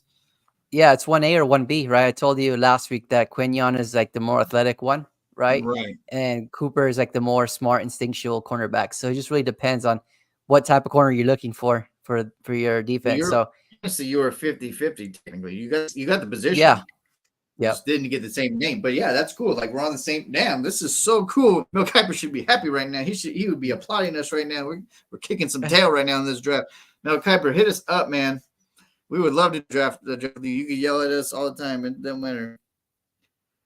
16, Troy All right, Patanu. Troy calling out to the guard. Washington, Seattle Seahawks. That's who he has at the guard. Who did I choose? Yes, Danny. Let's You went see. with Amarius Mims. My name's George at tackle. So okay, so we're still doing offensive line. So that's not bad. Yeah, Troy Fotanu, Washington. Washington had a great year, right? Like, so people Yeah. were already up on Oregon. Washington definitely like Penix Jr., Dunze. Now this kid, like, there's a lot of people that helped their draft stock for sure at Washington. I mean, if you make it to the Final Four, obviously you're definitely gonna help your draft stock, right? So Yeah, for sure. and now they're going to 12, right? We're going to 12 playoffs. So, like, yeah, a lot of teams are going to help their chances next year for sure. But yeah, so guard, I went tackle, so we're still in the offensive line. So that's awesome. Jacksonville And that makes Jaguars, sense. Terry and Arnold. That makes sense going back to the previous pick with the Seattle Seahawks. I think that makes sense because if you remember, I think it was like not last year, but the year before that, they drafted two tackles, Charles Cross, and then I can't remember the other tackle that they drafted in Seattle.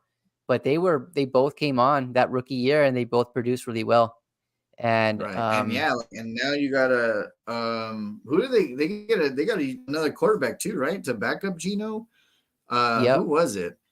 It Oh was a young man. quarterback too. Right? So I mean, yeah, that might be the future, right? So, Yeah. but it was a They're young trying to quarterback, solidify that for sure. But 17, Terrion Arnold from Alabama. I believe I another also went. cornerback. No, I didn't go cornerback here. What I did was I went Leatu Latu, the defensive end from UCLA. Um, Okay, and well, I I mean, yeah, I think that at that point I took Latu just based off his potential. Right, he's a really solid pass rusher. The only problem is his injuries. Right, were a thing of concern, and maybe that's why he's falling in Mel's mock draft here. But right. Terrion So Arnold Terry is a Arnold, solid. Yeah, he's a solid cornerback from Alabama. right, And I can definitely, I mean, that's an area of need for the Jacksonville Jaguars. So cornerback here makes sense, and I understand why he made this selection for them. right. That's and plus the defensive stock that they got this offseason too. So like, yeah, it's definitely looking good for Jacksonville. Yep. This is fun.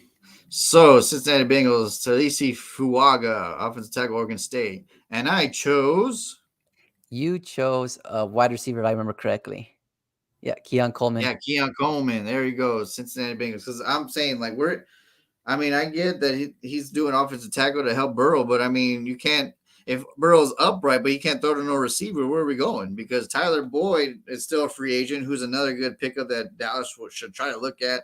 T. Higgins obviously wants to be traded. So, and also we're talking about trades, right? Like trade up, trade down, whatever. I mentioned in our mock draft. Don't be surprised if Brandon Ayuk, Trayvon Diggs, and or Stephon Diggs and T. Higgins name come up in a big trade of any potential team, right? So like let's wait for that one. So maybe hey, if the Bengals need a receiver and T. Higgins, wants to trade, why not trade for another receiver, right? So I mean that could be a possibility too. Yeah, that's a good Receiver point. receiver trade. Cincinnati Bengals, Talisi Fuaga, offensive tackle. Yeah, definitely trying to keep Joe Burrow upright. Because you know what? Remember when the draft right came out? Like what that class was pretty good, right? It was Burrow, Herbert, Hmm. Tua, and then someone Sewell, else is doing. Sewell from the Lions. I believe he was an offensive lineman from Oregon, right? Panay Sewell. No. But I'm saying like the quarterback class. Oh, Like it was a quarterback. pretty yeah, it was a pretty decent class. But Mm. uh, I was always scared to remember Burrow's injuries, like Burrow's like tenacity of like getting nicked up every now and then, and what he's That been was injured the what twice. wasn't that the Justin Herbert draft? Yeah, that's what I'm saying. Burrow, Herbert, Tua, and then there was one more I can't think of right now. Maybe that was Zach Wilson, but No, Zach Wilson was a year after with Fields. okay. Well, yeah, I There's don't there's remember. four quarterbacks I think that were taken in the top 15, 20 or whatever. And I said, even though I'm an Oregon Duck fan, I even said Herbert would be my guy just because he solidifies all the boxes of an old school quarterback. Big, broad, can throw the damn ball at any second dime. Dude can work for NASA. Like I picked him just because of like I thought he would be the overall greatest quarterback in that draft. Burrow had the perfect team, right? LSU, that was one of the best teams in the history of college or any team really, any chip team. Um, but yeah, Burrow getting nicked up and every now and then, like it's not good for Cincinnati because if you can't stay No. healthy, you're not gonna stand a chance, especially at quarterback, right? So Talisi Fuaga, I could see that, trying to keep him healthy, keep him upright. Yeah. And then Yeah. number 19, Denny Ramirez. Byron Murphy. So I was wrong about the player, but I was right about the position here. I think I He went did with defensive tackle, right? yeah, I think I went with the Newton from the Illinois. Yep. Jarzon Newton. Arizona Luton. So Um yeah, defensive tackle. So Mel Kiper agrees with you in the position, so that's cool. Yep, especially now that Aaron Donald's gone. Again, to kind of recap that selection, my thought process behind it, I think with Aaron Donald's retirement, it just made sense for them Right. to replace that Oh yeah, position. they And I have think, to. yeah, if you have the opportunity to draft Byron Murphy, which is a solid defensive tackle, he's probably one of the best ones, if And not. what's good is they just signed Tre'Davious White, so that Yeah, now they can really focus on the line, not have to worry about a corner. yep, exactly. And I don't know if you saw them last year, if you paid much attention to the Rams, but they actually had a really sneaky draft last year with Puka Nakua being like the Oh highlight, right? But yeah, you also had that draft class that they had was phenomenal. Yeah, but they also did Kobe Turner, right? I can't remember the exact. I think he's a defensive end. So he played on the defensive line, and he actually produced, I think, nine Yeah, he was sacks or for something like six, that. right, or something. Yeah, he did. He was a stud. Yeah. So I mean, them having a solid draft really just helps him this year to kind of select the best player available. And Yeah. in this case, right, with Donald leaving, I think you have to try to replace him as well. Right. And honestly, with people probably falling, right? Like I could see them trying to draft like a Penn Jr. in round 2, just so he can back up Stafford and watch him and kind of grow. So Yeah. yeah. And that's a good point. I think with the Rams, right, they're getting to a point where Stafford's getting older in age. I mean, he was drafted in '09, I believe. So it's time to Dude, start it's looking crazy. for Yeah, the he grew up with replacement. technically. Yeah.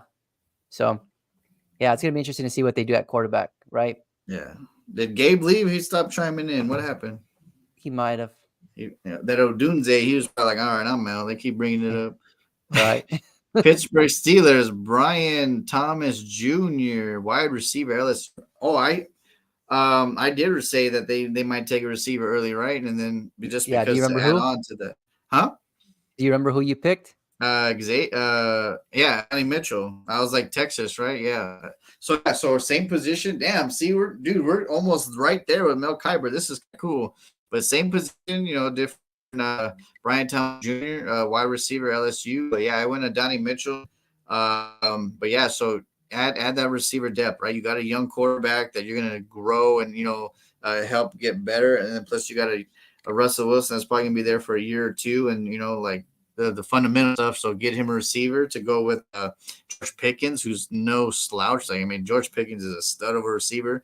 You already got Mhm. Najee Harris, and then that other running back that was that 1-2 punch with Harris. I forget his name. Warren. Was it Warren? Warren. Yep. Yeah. So like, yeah, this makes perfect sense. Any receiver at this point. I had a Donnie Mitchell. He has Brian Thomas Jr. LSU. So yeah, I'm down with Mel Kiper. We're the same position. 50-50.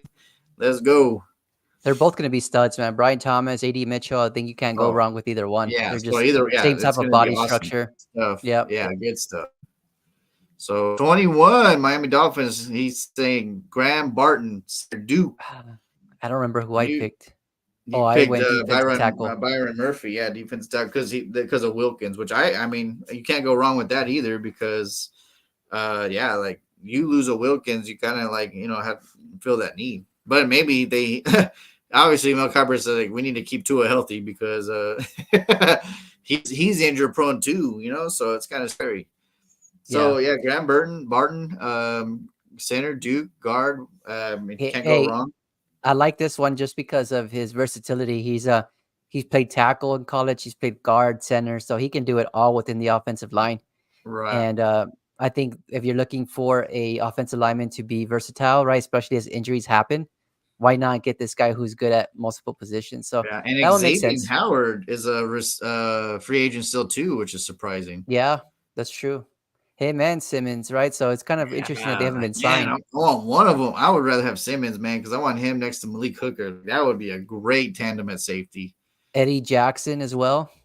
Oh I mean, yeah, there's a lot of veterans. Philadelphia Eagles, Nick Wiggins, Clint quarterback. Isn't that who I picked? Let's find out. Let's find out who you picked. Oh no, Oh, you were Kool Aid close. McKinstry. Like, hey, same position, right? Like, man, right there, bro. That's so cool. Man, Mel Kiper, Yep. man, he about to call us right now on line one and be like, "Yo, let's do it." Nate Todd Wiggins, McShay.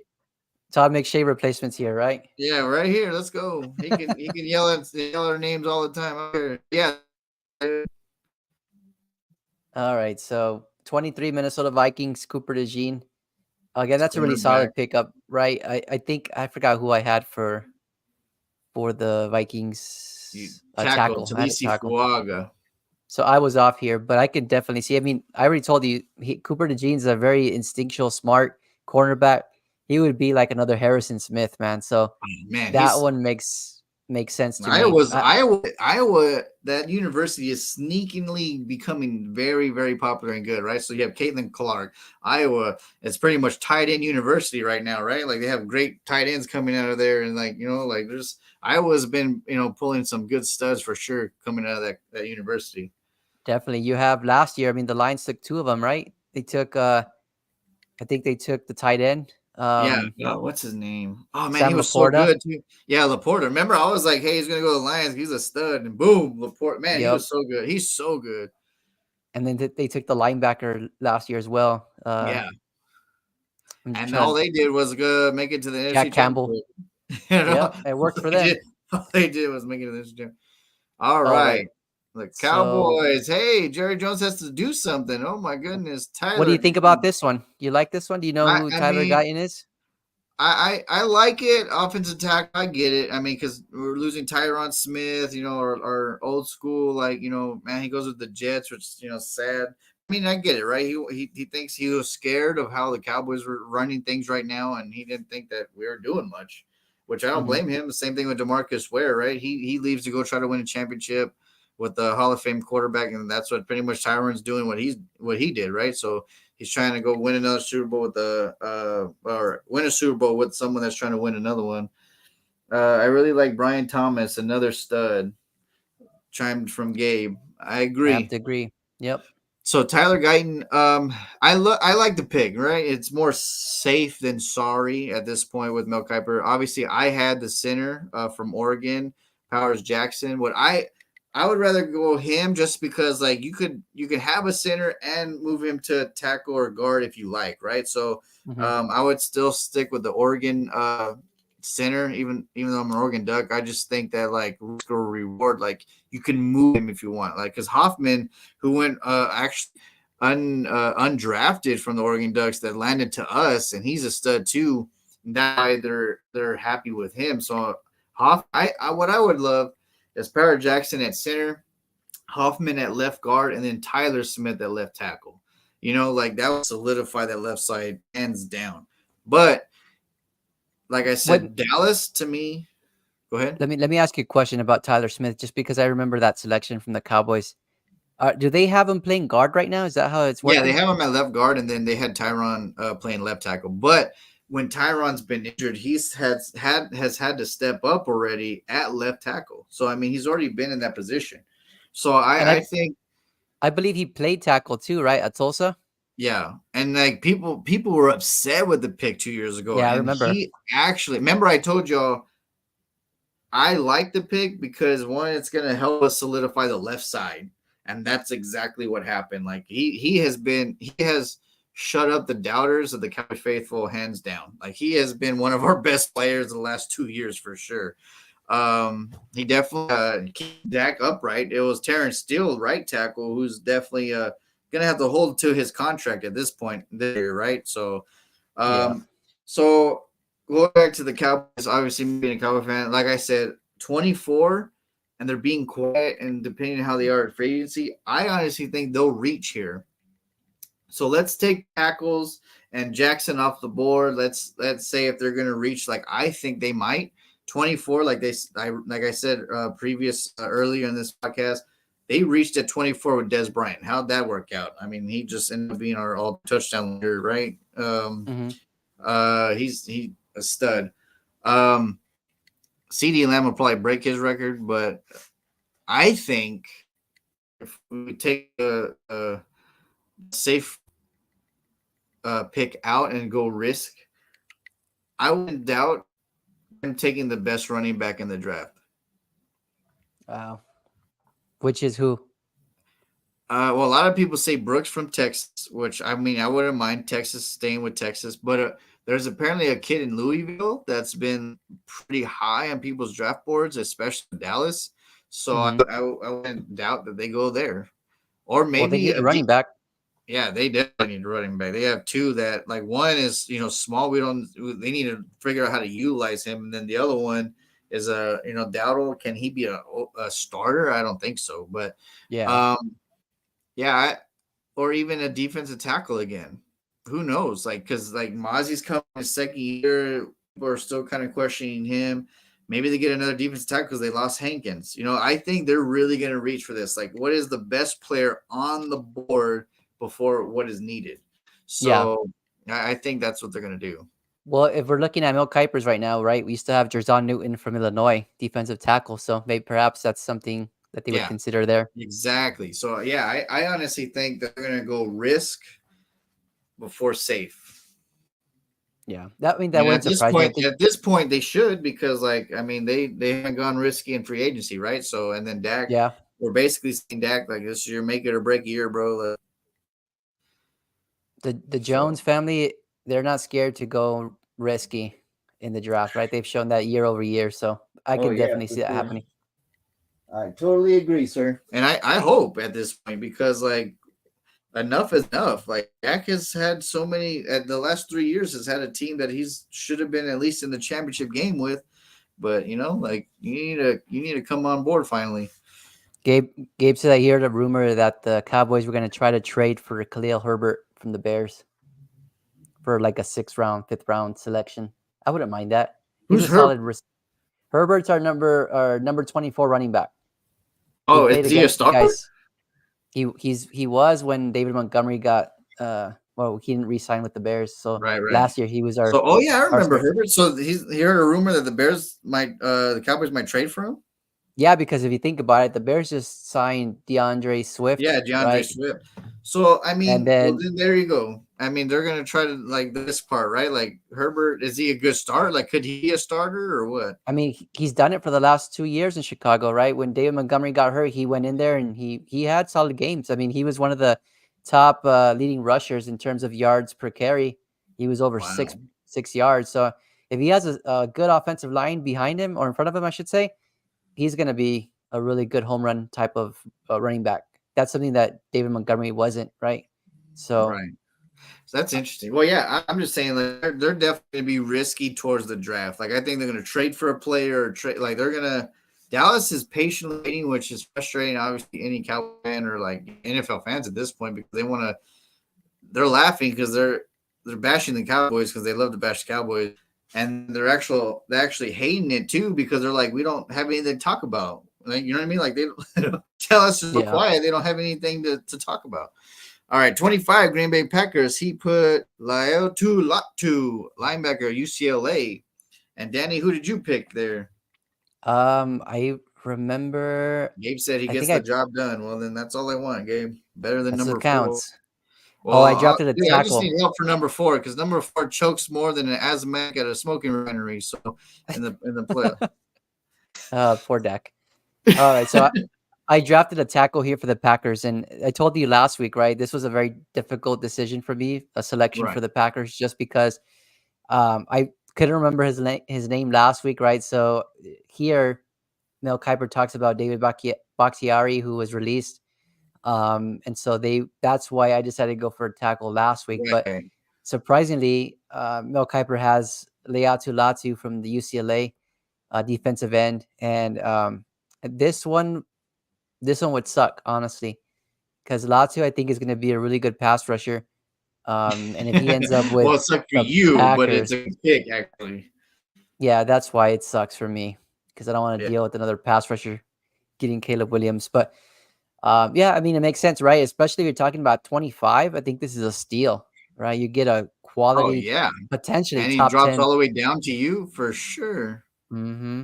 I like that for sure. And then also, I don't know if you kept in mind what they did last year, but they got now I'm trying to blank on his name, but he was Van Ness, Lucas Van Ness, right? So Yeah, they he's right quietly there. grabbed him in the first round from Iowa. So he didn't have a lot of splash plays this year for the Packers, but he's one type of guy that I think will develop into Well, some and consistent pass also, rusher. what if you put him next to Latu? I mean, Yeah, that'd be a great. You know what I mean? Like it's a 1-2 punch. That's what he's looking at, right? Like Mel Kiper, like man, you put them together, see what they do, let them go hunt, right? So yeah. yeah, good, The good great luck, thing Caleb. about the great thing about Van Ness is that he plays defensive tackle, he plays defensive end, whatever they need him. So if they already have Rashawn Gary on the other side, and they have Latu, and then they have Van Ness, they can put Van Ness in the middle, right? And so Right? yeah, Yes. I can Yeah, it's gonna be whew, I I can see why the they like damn. that one for Oh sure. man, the damn Packers, man. They tear both of our teams hard every day. And I was Yeah, I like, think man, no Rogers finally. We can finally have them. And the Cowboys were like, oh man, we'll just let them roll over us. yeah, I'm gonna stop hoping the Bears do anything. I'm just gonna hopefully see it play out. Bro, I'm tired of hoping here. I'm I'm saying so okay, he had Xavier Worthy, wide receiver Texas, Tampa Bay Buccaneers. I mean, I Mm. that's a great Xavier Worthy. I had him who did I pick? Nope, he wasn't Uh selected by us first round. So I had Nate Wiggins, cornerback, right? So Hmm. Xavier Worthy, that'd be a man. Can you imagine him, Godwin, and Evans? Woo, that'd be a Oh my great, God. great receiving core for Tampa. If Yeah. Mel Kiper gets that correct, woo, good luck. And And then then if you now you gotta imagine talk. you imagine putting him on the new kickoff. Oh man, yeah, and Evans such a big body. So if you have Xavier, you can just like return a kick to the 50, 45 on the opposite side, and then just be like, all right, Evans, like just jump go. Like it, yeah, it spells danger. That's a great pick for the Buccaneers. Can you imagine? Yeah, See? that's crazy. I wouldn't expect them to go first round, but I can see them Well, kind of especially to that team, right? So like it's yeah, definitely a good pick and a surprise by Mel Kiper. But I mean, he's been doing it for 40 years. He knows what he's doing. So I yeah. wouldn't doubt that that's where it goes. That goes back to your reaching theory, right? Like, man, that's a bit of a reach, but who knows? Arizona from Houston, Chop Robinson, outside linebacker. You have J.C. Latham, tackle. Alabama. I agree with both, honestly, because obviously their defense is horrendous. But I mean, Kyler Murray, I mean, that dude is like glass too. So you want to keep him upright and keep him healthy. But Chop Robinson, I mean, he's got a name already, right? From Penn State. Penn State has, great linebackers and running backs, and his name's Chop. I mean, yeah, that's he's already winning right there. Chop Yep. Robinson. Well, maybe he might get flagged because they're like, "Hey, Chop hit me, chop tackle, chop block. Here we go." Um, No, so he's good. I mean, I don't know if you've seen any tape on him. He's out of all the pass rushers coming out this year, I think he shows pretty good flashes. They just don't think that they're at the same. They don't think that he's at the same level as like a Verse or Layatu Latu. But I could definitely see him being drafted at the very end of the first round and probably being the most productive one. And I'm not just talking about the first year. I'm talking about over a career, right? I think he has all the skill sets to really develop into a really solid pass rusher. right. So And so that one makes sense. and how did the trade happen? Like what did Houston give This up or was what did last they? year. This was last year. So last year when the Cardinals, I think had I don't remember what pick exactly. They Oh, that's traded where they that got the Will away. Anderson pick, right? Yeah. Exactly. Yeah. So Okay. Houston at that time drafted number 2, and then I think they drafted number 3. They went back to back or something like that. Right. That's exactly what they did. Yeah. Yeah, Chop Robinson. So Cardinals get two this year. Good for them. The Browns have none. The Texans have none. My my nephew Chris, he's actually tuned in too. and he says that Chop Robinson has the potential to be Von Miller, and I think so. I mean, he has that kind of flashiness, especially. Imagine. He's a Yeah, that'd be awesome. I mean, that would be a steal. Imagine at 27 Wait, your like sister that. son's coming in? What's up? Yep. Chris, what's up? You're Yeah, still on. Chris, what's up, man? Thanks for tuning Yeah, in. man, that'd be a good pick, especially for Arizona. Like Arizona's just those them, the Browns, like you know what I mean? It's just one of those teams that's just like we hope that they could just make a run. Like that one year with Warren Fitzgerald and Bolden and all them, like they had an amazing run, and then like it's just then after that they went back to the Arizona Cardinals. You know what I mean? Like it's just so weird. Yeah. Now that you're talking about them, this pick kind of reminds me of like a Calais Campbell type of selection, right? Calais was like the leader of that defensive line for several years. Oh yeah, man, And Calais Campbell is so amazing. And yeah, now Chop he's Robinson has with that potential. who's he with, the Ravens, or who's he with? I think he's unsigned. He's a free Oh wow, agent. he's a free agent too. Hmm. That's what are we doing, man? I just want veterans on the team so we can just have these young studs, like have people in their ear. Buffalo Your S- Bills. your Super Bowl roster is already built, bro. You don't need no more Apparently, help. apparently, Jerry Jones and Steven Jones are playing Madden, and they just they play Madden, and they're like, "Hey, we're winning," and then they're like, "We're fine, we're in virtual reality, it's fine." So TJ Tampa, Buffalo Bills, cornerback Iowa State, and I chose for them. I think I chose the secondary person also. Terry and Arnold, cornerback. Yeah, so same position. Me and Mel Kiper, same on the position. So that's cool. So And TJ Tampa. now that Tre'Davious White's no longer there, yep, even Yeah, so more cornerback. likely So now. he and I both agree that a cornerback should go to the Buffalo Bills, which yeah, you need a cornerback this day and age for sure because all these damn quarterbacks, all they do is score 30 points, 40 points. And if I Detroit Lions, Xavier Legette, wide receiver, South Carolina, that's interesting. That's a bit of a reach to me too. But Yeah, it is. Since Josh Reynolds is gone, I mean, I guess it makes sense. But you had someone that we just talked about previous, Chop. You had Chop Yeah, there, right? yep. I had Chop Robinson there. Just because I was thinking that having Chop Robinson, the potential to kind of Oh line man, up with across from Hutchinson, Aiden yes, Hutchinson. that'd be great. This But one yeah, would I really mean, surprise me. I don't know if I would go wide receiver honestly, just because they have St. Brown already, right? I'm yes, on St. Brown. Then they Jamison Williams on the other side, or he's more like a slot. You could use him as a slot, but you have that speed. And so at first round, a wide receiver that's kind of projected to be a round two receiver, I don't see the value here. I mean, I do see the value. He's a good wide receiver, but not at this selection, right? I think yeah. you can get another. No offense, Mel. I love you, Mel, but I kind of like your pick more on this one, like hands down. Like put him next to Hutchinson, Chop, like that'd be fire. And I'm trying to think like which receivers went before him. You had Xavier Worthy. Okay, that's okay. You had Brian Thomas, if I remember correctly, right? Yep, Brian Yeah, Thomas Brian Jr. Thomas, LSU. Terrion Arnold. Yeah, I mean, you're leaving on the table Adonai Mitchell, AD Mitchell, and instead you're going with the projected round two wide receiver. That one, I don't see it. I mean, Leggett, I don't know if you've seen his highlights, but Leggett has pretty cool highlights. He kind of reminds you like a Debo Samuel in the sense that he's hard to bring down. Like he has yards after the catch for sure. He's a bigger wide receiver. He goes up for the ball, but So his name no, precedes himself, huh? He leg gets up, huh? exactly. Oh, but yeah, okay. That one's surprising to me. I don't know That's for about that one. sure. Baltimore Ravens, Amarius Mims, who I already have off the board. Remember, I chose him with somebody else, offensive tackle. Yeah, So you who you did I choose? you I had him going chose to Seattle at 16. yeah. There we go. And then so Brian Thomas, he LSU, right? So I I like my pick honestly because when Odell's gone, and then you just add to that firepower with that offense.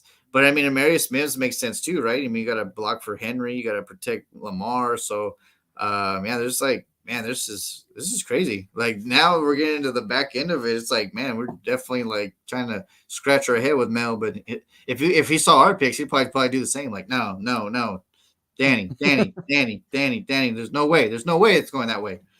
You Yeah, know. that's So, true.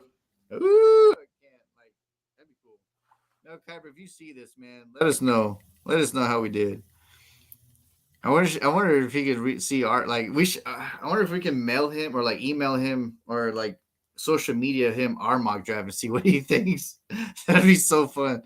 Oh, San that'd be awesome if you Francisco, responded. right? Roger Rosengarten. That's definitely a San Francisco person for sure. Their names there, like Roger Rosengarten, Brock Purdy, Washington, Debo Samuel, Brandon Ayuk, Little Kittle Kettle. Like, I mean, I love this pick just because the damn name. Like Yeah, gold. we're leaving that. We're leaving this pick for sure. Like I don't remember who you picked, but I love this. Who'd you I don't pick? even remember. Graham Barton. Graham Barton. I like Graham Barton because it's like, well, it's still a tackle, right? So he loves the position. Like, so you guys are 50-50. But I love his pick just because, like, that is a San Francisco name if I've never seen one. Like, that is Roger Rosengarten. Brock I Purdy. I honestly didn't see this one coming. Like I haven't even seen any footage on this guy. What do you mean? He's in So the garden. Go find him. well now I am. Oh, dude, I love that. Like, I love the name. I love, like, he's definitely a San Francisco 49er pick waiting to happen. Like, hands down. I love that pick. That name fits the 40, like, that's definitely California, San Francisco. Woo! Interesting. Rosengarten. Ooh, Adonai this one's Mitchell, scary. Texas. Oh, man, imagine him. They got Hollywood Brown. Oh, my Oh goodness. man. They would win their third straight Super Bowl. They got crazy Kadarius Tony. like, dude, that'd They be a got think about it. They got Rasheed Rice, they got Marquise Brown, they got Adonai Mitchell, they got Kelsey. I mean, who the heck are you gonna guard? that How are you would gonna be be, able to guard all of them? That's dude. it. That's a If wrap. I would look at the ref, be like, "Yo, bro, like, no offense, you about to throw a lot of flags because I'm hip dipping Patrick Mahomes all game, bro. Like, there's no way. Like, I'm just gonna go and hit him in the hip. The drop hip tackle. Yeah, like there's no way. Like, dude, Donnie Mitchell with Rice and Brown and Kelsey, like, are That's a we're wrap. rich get richer, bro. Like this, well, that just proves that this draft class outside the core position is very stocked. Because if Don Mitchell falls to the damn Kansas City Chiefs and he just won a Super Bowl, and remember, I said they would get a position player that that would just add to the piece because that's what they did with Delaire. Remember, like, hey, we just won a Super Yeah. Bowl. Let's go draft Delaire. Who would I have? hmm You had Braden Fisk, which was also a Braden good Fisk. pick. Oh, because I said to put him next to Jones. Yeah. Yeah. Well, Chris now Jones. maybe they get a cornerback because they just traded the Darius Need. True. That So, could be it too. man, And that's who is but available? Donnie Let's see. Mitchell, man, I pray that don't go to him. Like they don't go. Like I pray it doesn't get a. Can you imagine him with the Chiefs? That'd be a cheat code, bro. Like that's John Madden like video game s. Like let's just pick up everybody.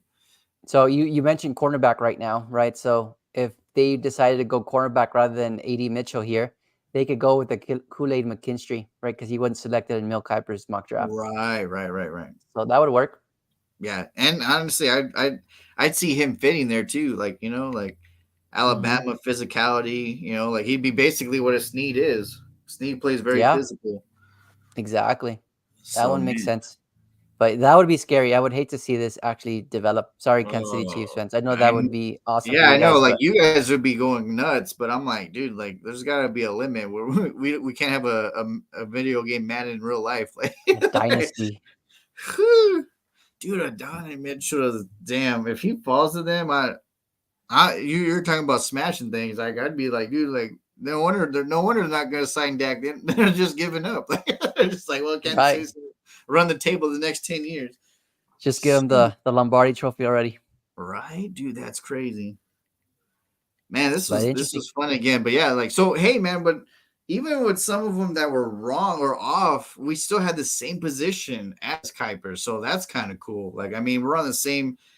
breathing air as the Mel Kiper. Like that is awesome. My hair right now. I mean, he'd be happy with my hair right now. So who knows? So Chris commented. He said, "Let's trade back and get McCarthy and watch Williams win 3 Super Bowls like we did in Trubisky in 2017." I don't think I'd want to trade back at this point. Wait, Let's commit well, to. who's Caleb? Who's he saying Caleb's gonna go to? I don't know. He probably. I would assume probably Washington, right? If we didn't draft Caleb, I think. Um. Who's his favorite team? Oh, what's up, David? I didn't even see his Dave? comment come in. Yeah, what's up, dude? What's up, man? You're an hour and 40 minutes in. Let's go. You want us to recap? Okay, here we go. Let's do the whole show all over again, just for you, bro. Now, man, we've had what was cool, David, is that 1 through 12, we matched Mel Kiper exactly 1 through 12. A lot of the picks later down, we didn't have the same player, but we had the same position, so that was awesome. Yep. We're 50-50 on that coin toss. So, David, who's David's team? David, Washington. Washington. Okay, David, let's go. Have any questions about where your Commanders are going, or do you like the free agency pickups? I mean, they're basically just stealing, sleeping with the enemy, taking whatever Dallas didn't want. So, um, I like the Marcus Mariota sneaky. Like he's a journeyman, and yes, I'm an Oregon Duck fan, but at least he's a veteran that, like, hey, if push comes to shove, Jaden, let's see where he shakes up, and then maybe we do sit him. Like I said, nowadays it's okay to sit a quarterback, just let him develop and not let him get smashed from day one. Because Sam Howell from Washington, since he's a Yep. Washington fan, like I loved Howell. And then my uncles are getting mad at me because they're Washington fans. Like, shut up! I'm like, dude, I'm just telling you the truth. Like, how is this guy able to perform if he's getting hit? And didn't they break a record last year? I think, or something, like he got the most sacks, or like he got. I mean, he got destroyed. So Yeah. I'm like they needed to protect him. So yeah, like you can't. And that they did. I mean, they had a solid Oh, offense. Sam Howell, that's who went to Seattle. Remember, we are saying like, Oh yes, yes, you're right. yeah, so that I was like, there's a young quarterback that I think could be the future. And then if they get a guard and tackle to help him, like there you go, boom, it's Sam Howell that went to Seattle. I love Yes. that pick for Seattle, honestly. Sam Howell going there during a professional style system, and maybe he does sit maybe a year or so from Geno, but I think he can take the reins right after, if not the Yeah. same, if not next year, because Geno has a history of like getting nicked up too for a few games. I think Gino, I mean, he had a really good season, not this past season, but the one before that, Yeah, right? In 2022 was 2022. his like outshining year. But I mean, now people are like, okay, cool, he's back. Like, they gave him the accolades, and he won comeback player of the year, right? Like, I think. Hmm. So but yeah, so now it's just like, all right, cool, man, you're back with us, so let's just go beat you down. Because like last year he went back to old Geno Smith for some reason. I mean, he had his moments where he kind of flashed again, but Yeah, yeah, he I was scared they consistently. almost beat us, man. Like that game was I so know good. The that was a Seattle Dallas Thursday game. night game, right? And man, what is his name? I love him too. DK Metcalf. I mean, he destroyed us. Yeah, and that was He's Bland, I think, right? That was covering him the whole yeah. game. A few like a good few minutes was just Bland getting destroyed, and I'm like, damn, all right. Like DK came to play. Thankfully, Dallas pulled through. But yeah, Sam Howell to Seattle, I think is a great fit because he gets a new start. Already knows like good systems, and then like if you protect him, he can throw a pretty ball, and Yeah, he's pretty accurate too. So I mean, if you can't throw a ball if you're on your ass, right? If you're getting hit all the time. So well, he'll be in a better spot now, especially after this Mel Kiper mock draft, right? Where oh yeah, for took sure. a they took a what guard for Yeah, Seattle. So yeah, no, yeah. I And you think had them taking a tackle, so it fits. yeah. So Or it I did. works. I don't remember. I think I did. You, I think you were wrong, not me. Just kidding. No, But yeah, but man, this was fun again. as always. It, But I was gonna ask you, like, I know we're almost we're gonna be 3 weeks next week from the draft, right? So, um, we gotta start thinking about what do we want to talk about from now till then, right? And so, I'm gonna task you with some homework. So I want you to identify up to 10 players in this upcoming draft. It could be first round prospects, it could be seventh round prospects, or right, even like undrafted. like the tier B people I keep talking about. Yeah, just anybody that you've seen any highlights for that captures your attention, and why you think that they should be selected or drafted or signed, whatever that be. And I'll propose my 10 draft prospects that I like. And again, it can be first round talent, it could be seventh round talent or undrafted, right? Or even Division 2, Division 3 type of players. And I think Right. we can review that. I think it'll be fun because I think as a fan, the things that I enjoy at this moment is watching those highlight tapes, right? Seeing who's going to be available for my team to potentially pick up. So I would like to I'm curious to see who you think would be exciting to watch or exciting to have on your team, and Right. I'll do the same thing for you. That sounds pretty good, man. That sounds awesome. That sounds like a fun thing. We're gonna have a draft is at my house this year. Gabe said. Well, All Gabe, right. Gabe, we plan on going live during the draft. So you better be ready. Like I want to Well, go maybe live because I want to. They have to see our reactions. They have to see like where we are wrong right then and why we think this is crazy. Like the pandemonium. Like man, they're reaching or the trades happen or whatever. So if you're down with that, Gabe, I mean I'm down. that sounds good. I think that'll be fun. It's always Yeah. good to watch the draft with my brother and my nephew Chris if he's not working. But I mean, this is gonna be a memorable draft for us Bears fans because like I told you last week, right? We've never had a first overall pick, I should say. Never had a first overall pick. And then having the first overall pick as not a crappy team, I would say like a middle tier team. I think that's even Yeah, like better. you guys are not bad, right? Like it was just you guys got that trade because of Carolina's being so bad. So I'm like you're Hmm. not too far off. But that goes back to me being like me saying like they cannot get Caleb destroyed from the jump, like because that'll just hurt everything. So Definitely. they definitely have to have a plan for him, you know. Yeah. And I think they will. It seems like based off of the conversations or the interviews that I've heard this week from Ryan Poles and Matt Eberflus, they understand that this is going to be crucial for them to develop this Well, quarterback. this year for sure. Well, and plus, like Mike Hmm. McCarthy, Dak Prescott, Matt Eberflus, like this is their year to make it or break it. Like if they don't show an exceptional, like Dallas has been there for the last 3 years, they just haven't come through on their own. Like now, it's Chicago's like, what's up, Sam Foreman? What's up, man? Long time no see for sure. How you been, man? Um, chime in. Give us a question on your favorite team on the draft or free agency, or like just let us know what's good with you, man. Good seeing you, man, for sure. Thanks for tuning in, Sam. Yeah, definitely. Yeah, if you have a question on your favorite team of where they go with the draft or like how you think they fared with free agency, let us know so we can give you some feedback and chime in also.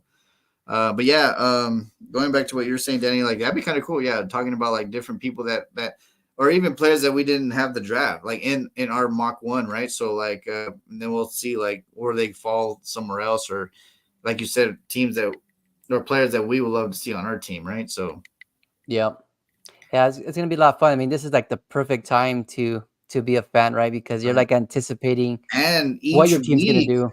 each week, um, there might be another free agents or trade that happens that like that leads up to our excitement. Like, oh man, like did you see what happened? Like, I mean, Joe Davion Clowney to the Panthers today was a surprise, So Yeah.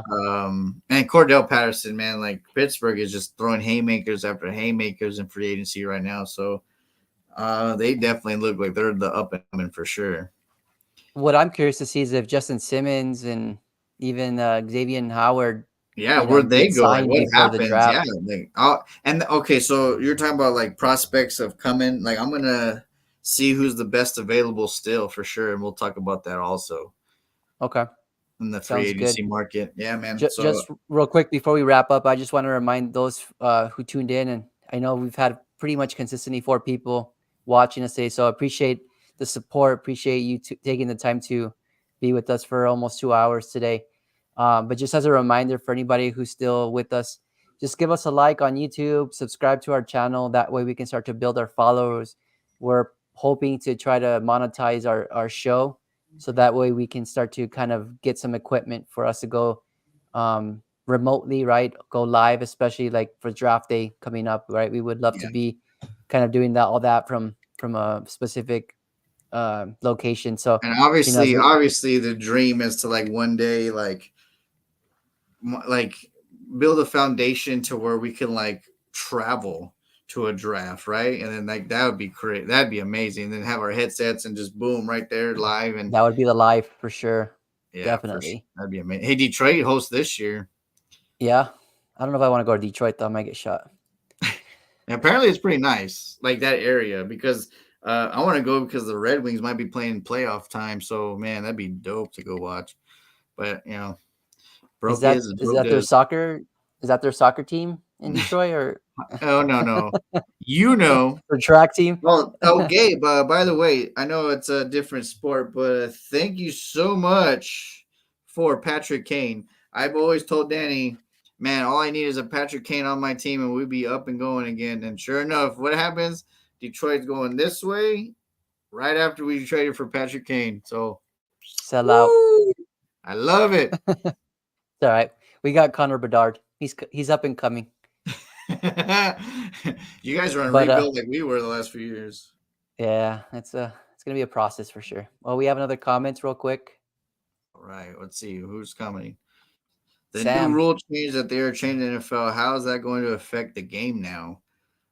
Oh man, I don't like. Obviously, Danny is for the little what's it called, the hip tackle, yeah, hip drop. hip drop, whatever. Like I'm kind of like, man, what's next? Like, are we gonna change it to flags or what? Like quarterback can't get breathed on because the quarterback's already get favored anyway, which sucks anyway. Because I'm like, dude, where's the love for the defenders, man? Like it just the kickoff rule, Sam. We agreed that it's going to be exciting because like it's gonna bring more to like the kickoff for the fan and probably more returns. Devin Hester's obviously record is going to be in jeopardy at this point.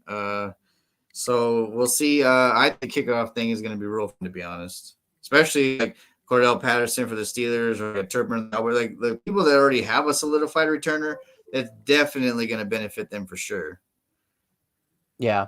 And Sam, if you haven't seen the XFL, I would recommend to watch the XFL. That way you can kind of see how it would work for kickoffs, especially because we're kind of the NFL is mirroring that same type of rule.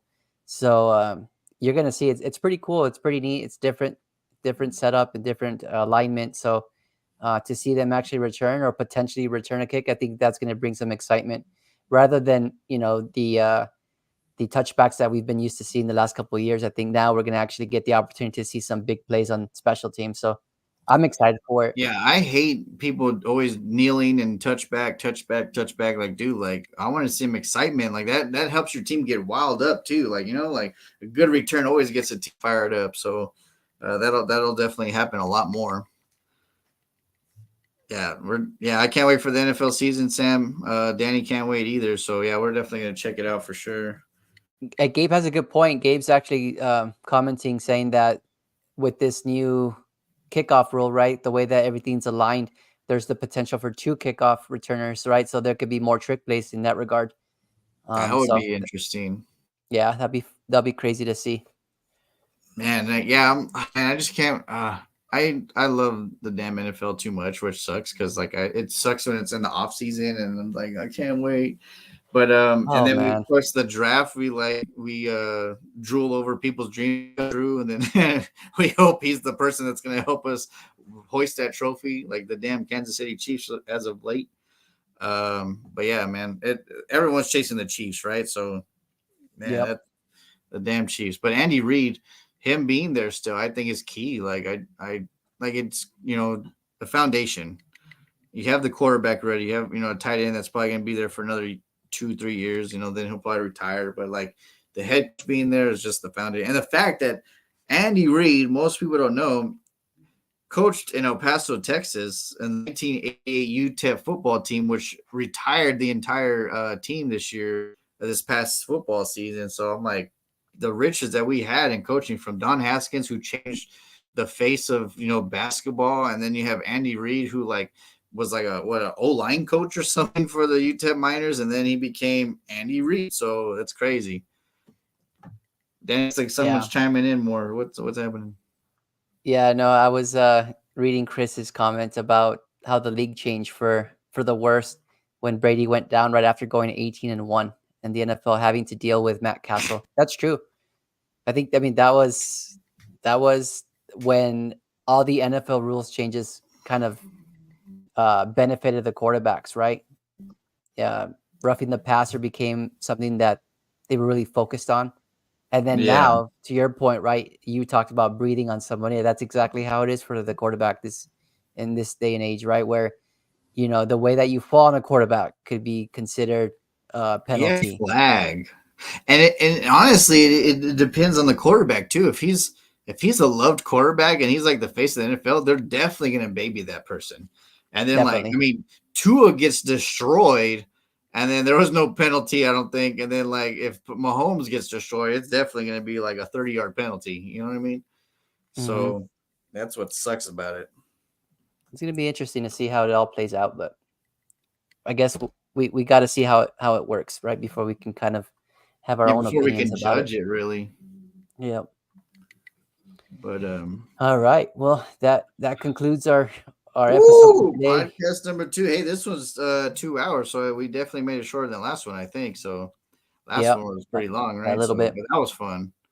But either way, thank you all for chiming in. Sam, David, Gabe, Chris.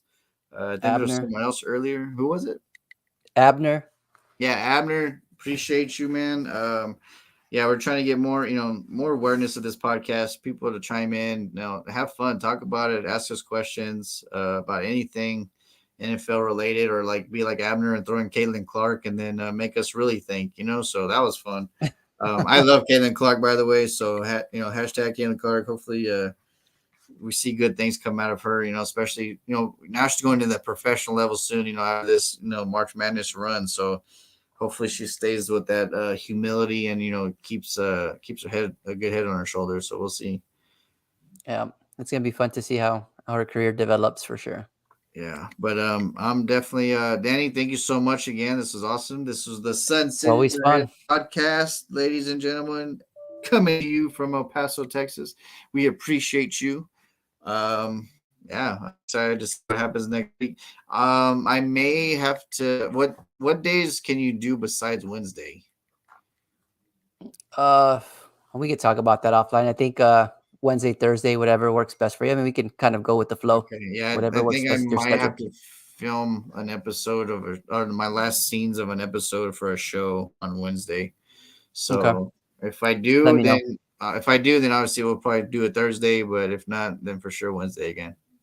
All right, sounds good. Everybody, thanks for tuning in. Follow us on X. Follow us on YouTube. And we're gonna start to probably put our brand on different social media platforms like Instagram and Facebook as well. So Yeah, I've already had that JD Sporting 22 definitely has the Sun City Leatherhead podcast promoting already. So check that out. Follow us like on YouTube. YouTube's the biggest thing, right? So definitely get us more viewership and all that. all right, sounds like a deal. Thanks All everyone, right. and we'll talk next week. Thank you, Danny Ramirez. Over and out. Peace.